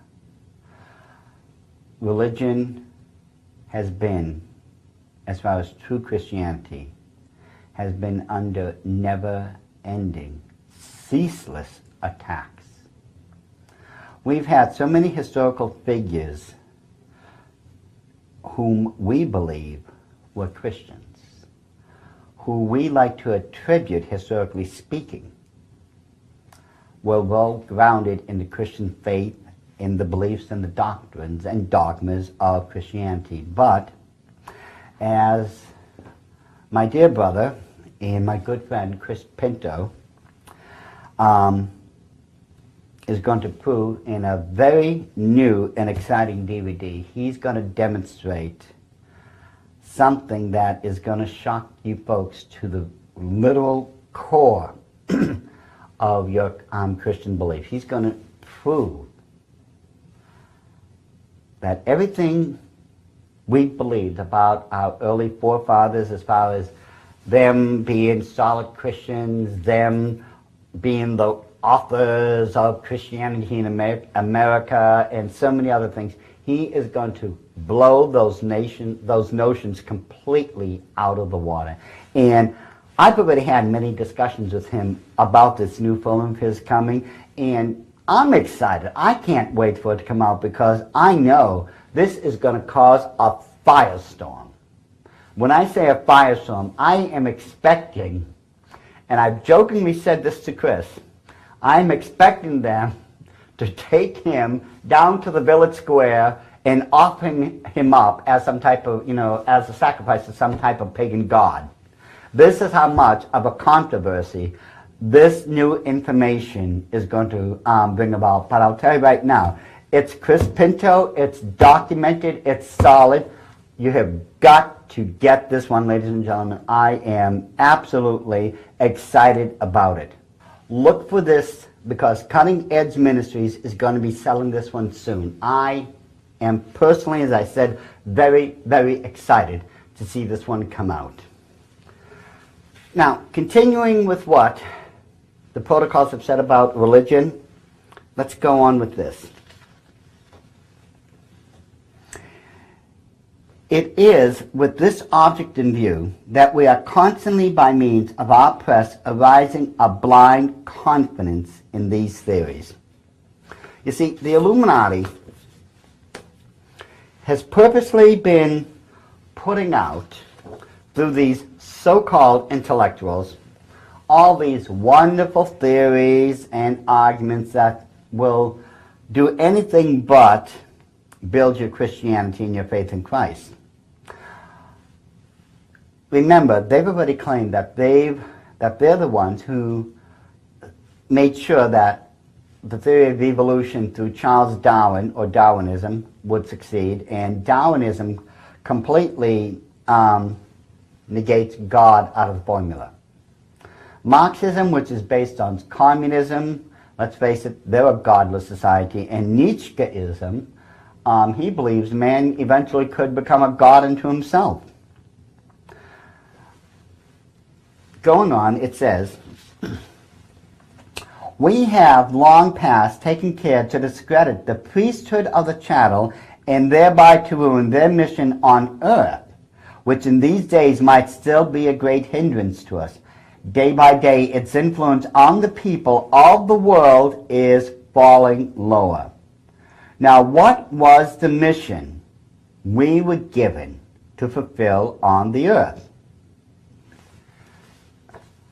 To bring the message of Christ and his word throughout all the world, and to make these people, and to save these people. Our message, our mission is one of salvation. And yet, to this very day, I hear more and more excuses from I don't know how many different type of Christians why they're not witnessing. You know? And this was the Great Commission. We are supposed to go out there and make believers of all men. And the Illuminati, in their own words right now, just stated, we can still be a hindrance to them. But our influence is falling every single day because we are allowing the world into our lives more than we are allowing Christ into our daily lives.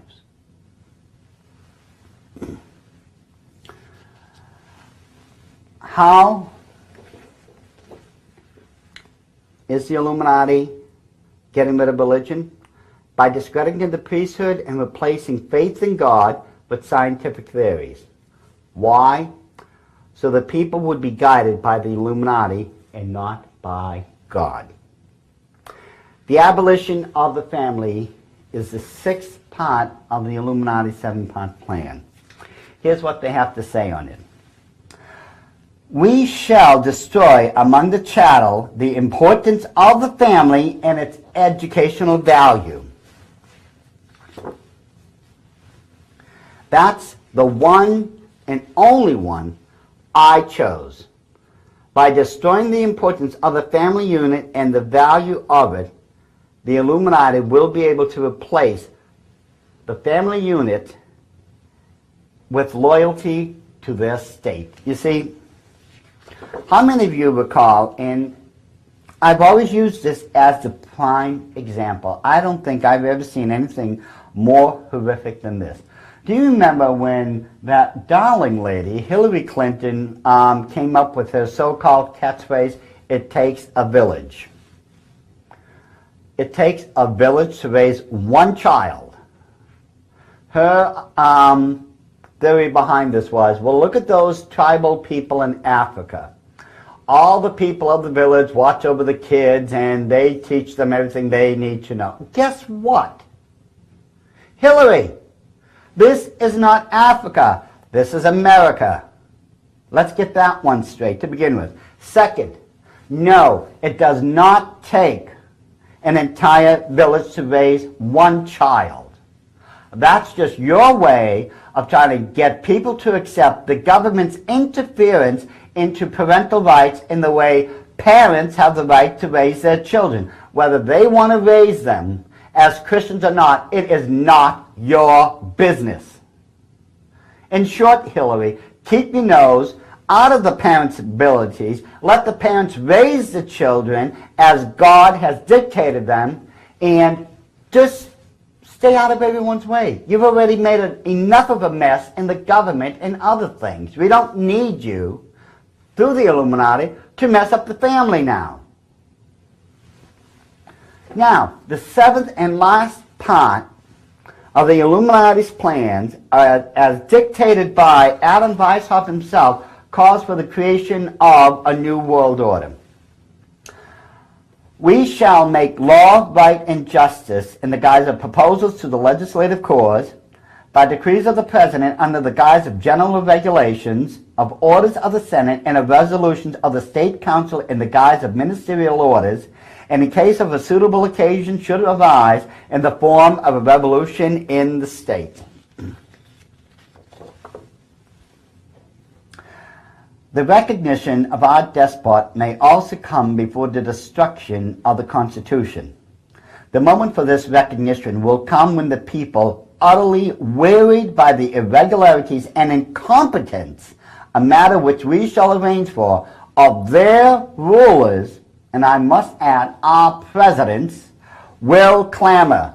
Away with them and give us one king over all the earth who will unite and annihilate the causes of discords, frontiers, nationalities, religions, state debts, who will give us peace and quiet which we cannot find under our rulers and representatives.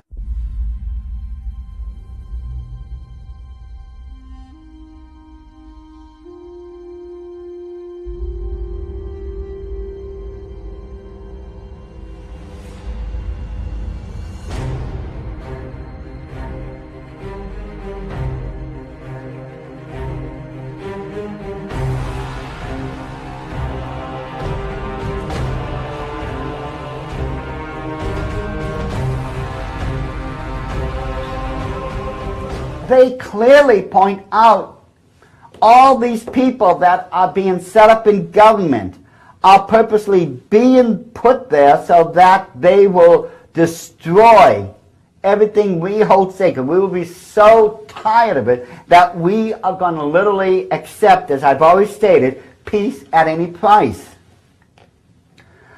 Useless changes of forms of government to which we instigated the chattel when we were undermining their state structure will have so wearied the peoples by that time that they will prefer to suffer anything under us rather than run the risk of enduring again all the agitations and miseries they have gone through. It is only with a despotic ruler that plans can be elaborated extensively and clearly in such a way as to distribute the whole properly among the several parts of the machinery of the state. From this, the conclusion is inevitable, that a satisfactory form of government for any country is one that concentrates in the hands of one responsible person. Without an absolute despotism, there can be no existence for civilization which is carried on not by the masses but by their guides, whoever that person may be. When the hour strikes for our sovereign Lord of all the world to be crowned, it is these same hands which will sweep away everything that might be a hindrance thereto. We shall so wear down the chattel that they will be compelled to offer us international power of a nature that by its position will enable us without any violence gradually to absorb all the state forces of the world and to form a super government. In place of the rulers of today, we shall set up a bogey which will be called the super government administration. Its hands will reach out in all directions like nippers, and its organization will be of such colossal dimensions that it cannot fail to subdue all the nations of the world. But we will not give them peace until they openly acknowledge our international super government and with submissiveness. And our kingdom will be distinguished by a despotism of such magnificent proportions as to be at any moment and in every place in a position to wipe out any chattel who opposes by deed or word. The administrators, whom we shall choose from among the public with strict regard to their capacities for servile obedience, will not be persons trained in the arts of government, and will therefore easily become pawns in our game in the hands of men of learning and genius, who will be their advisors, specialists bred and reared from early childhood to rule the affairs of the whole world. In this difference in capacity for thought between the chattel and ourselves may be clearly discerned the seal of our position on the chosen people and of our higher quality of humanness. I always loved the ending of this last one. Do you know the Illuminati is doing all these things, creating their new world order, because they have a higher quality of humanness? Well, I think I'm supposed to thank them for all this at this point, but no, I'm not feeling that warm and fuzzy moment that they expect me to. Adam Weishaupt had stated in the 7th part of his 7-part plans for global conquest that they were going to create a new world order. How? Through global revolution, peace by force, and peace at any price. And the reason why, because they have a higher quality of humanness. I think it becomes more than obvious by now that as far as the way history has been propelled up to this point, that the protocols have been very accurate. There is absolutely no way, as far as I see it, that any sane person could possibly believe, especially what we've just covered, that the protocols could be some type of Jewish Zionist conspiracy. That's absolute lunacy. Now what we're going to do, we're going to get into the political agenda of the Illuminati. We're going to examine this through the protocols and see what the end result of their rulership is going to be all about.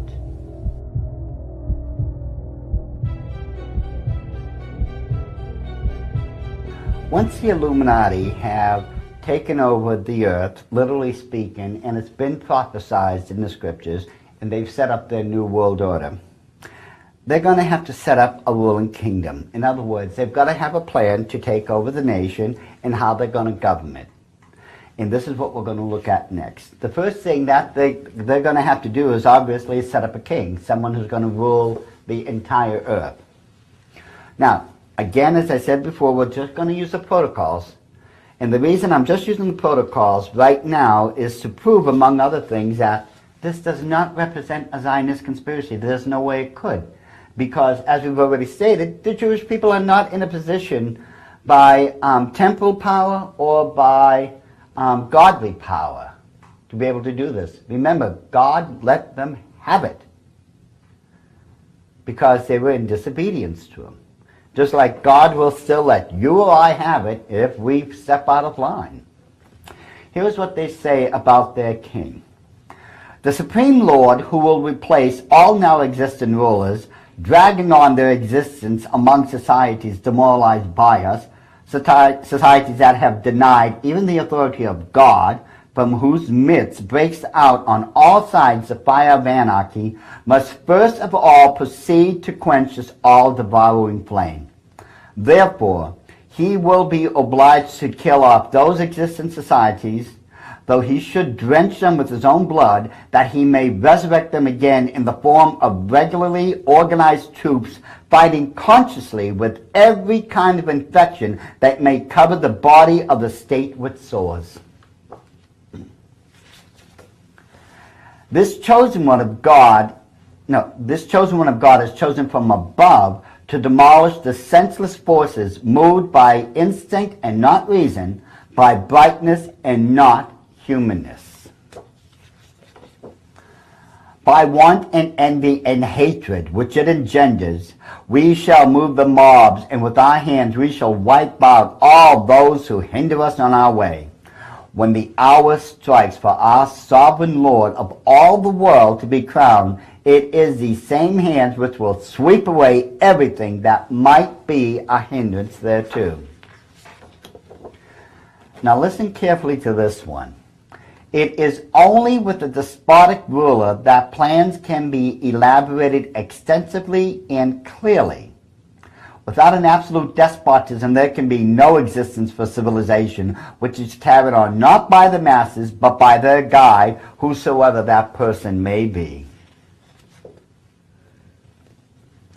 Ever since that time, we have been leading the peoples from one disenchantment to another, so that in the end they should turn also from us in favor of that king of the despots, whom we are preparing for the world. The recognition of our despot may also come before the destruction of the Constitution. Now see, part one, or I should say step one. They've got their king. Now they need a kingdom. Here is what they have to say on that. It is this which has served as a basis for our organization of secret masonry, which is not known to, and aims which are not even so much as suspected by these chattel, attracted by us into the show army of Masonic lodges in order to throw dust in the eyes of their fellows. Today, I may tell you that our goal is now only a few steps off. There remains a small space to cross, and the whole long path we have trodden is ready now to close its cycle of the symbolic snake by which we symbolize our people. When this ring closes, all the states of Europe will be locked in its coil as in a powerful vice. Our right lies in force. The word right is an abstract thought and proved by nothing. The word means no more than give me what I want in order that thereby I may have a proof that I am stronger than you. Our power in the present tottering conditions of all forms of power will be more invincible than any other, because it will remain invisible until the moment when it has gained such strength that no cunning can any longer undermine it. For us, there are no checks to limit the range of activities. Our supergovernment subsists in extra-legal conditions which are described in the accepted terminology by the energetic and forcible word dictatorship. By all these means, we shall so wear down the chattel that they will be compelled to offer us international power of a nature that by its position will enable us without any violence gradually to absorb all the state forces of the world and to form a super government. In place of the rulers of today, we shall set up a bogey which we will call the super government administration. What form of administrative rule can be given to communities in which corruption has penetrated everywhere? Communities where riches are attained only by the clever, surprise tactics of semi-swindling tricks, where looseness reigns, where morality is maintained by penal measures and harsh laws, but not by voluntarily accepted principles, where the feelings towards faith and country are obliterated by cosmopolitan convictions. What form of rule is to be given to these communities if not that despotism which I subscribe to you later? We shall create an intensified centralization of government in order to grip in our hands all the forces of the community. We shall regulate mechanically all the actions of the political life of our subjects by new laws. These laws will withdraw one by one all the indulgences and liberties which have been permitted by the chattel. When we come into our kingdom, it is undesirable for us that there should exist any other religion than ours.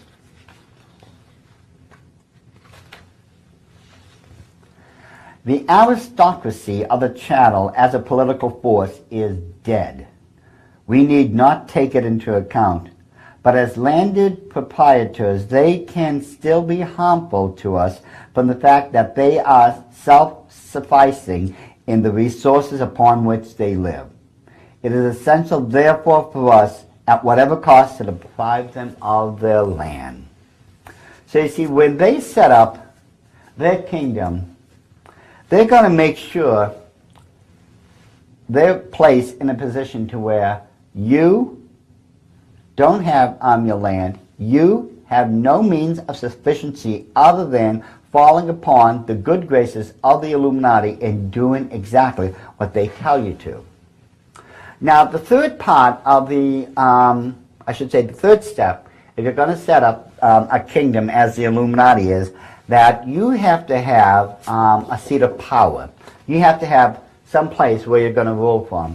And as you've already found out on DVD 1, which is called The Arrival of the Antichrist, that place in the United States is going to be Washington, D.C. itself.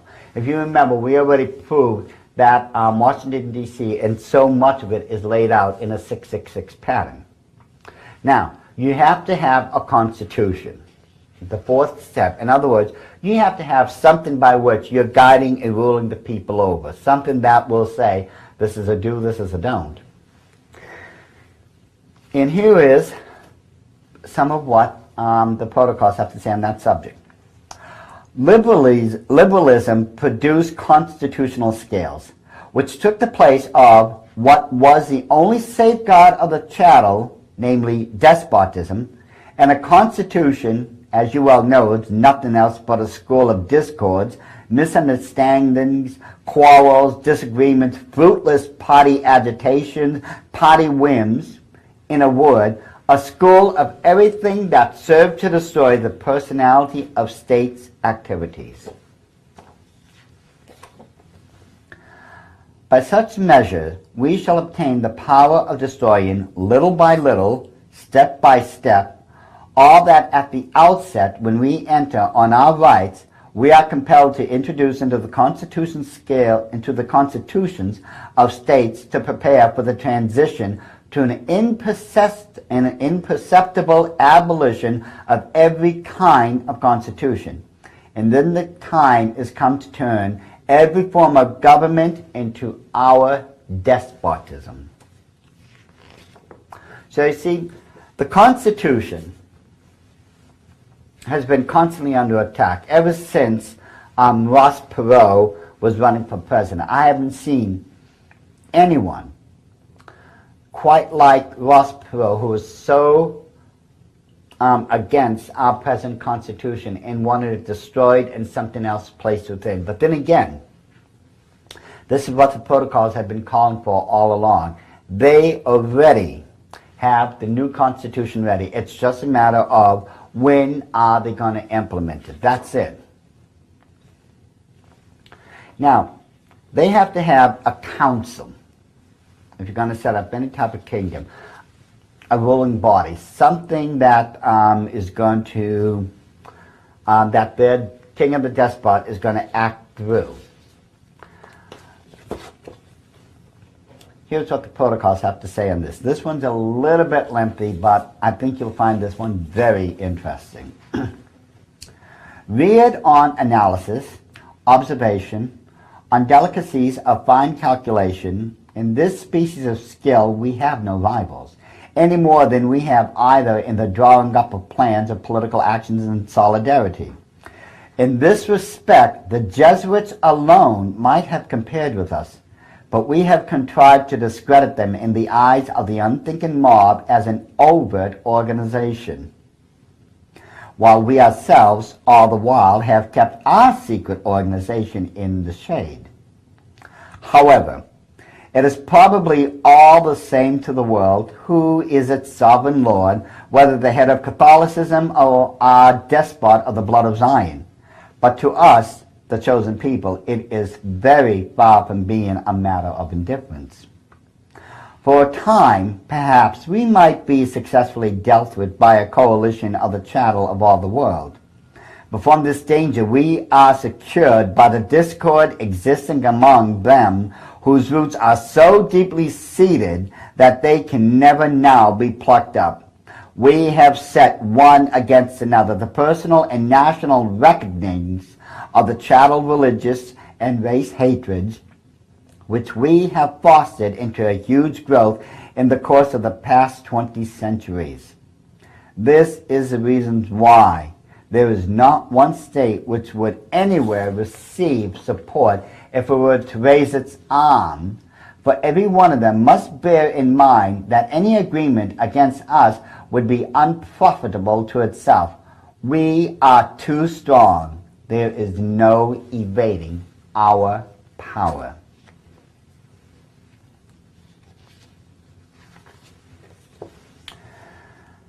Besides this, we shall, with the introduction of the new Republican Constitution, take away the chamber the right of interpolation of government measures on the pretext of preserving political secrecy, and further, we shall by the new Constitution reduce the number of representatives to a minimum, thereby proportionately reducing political passions and the passion for politics.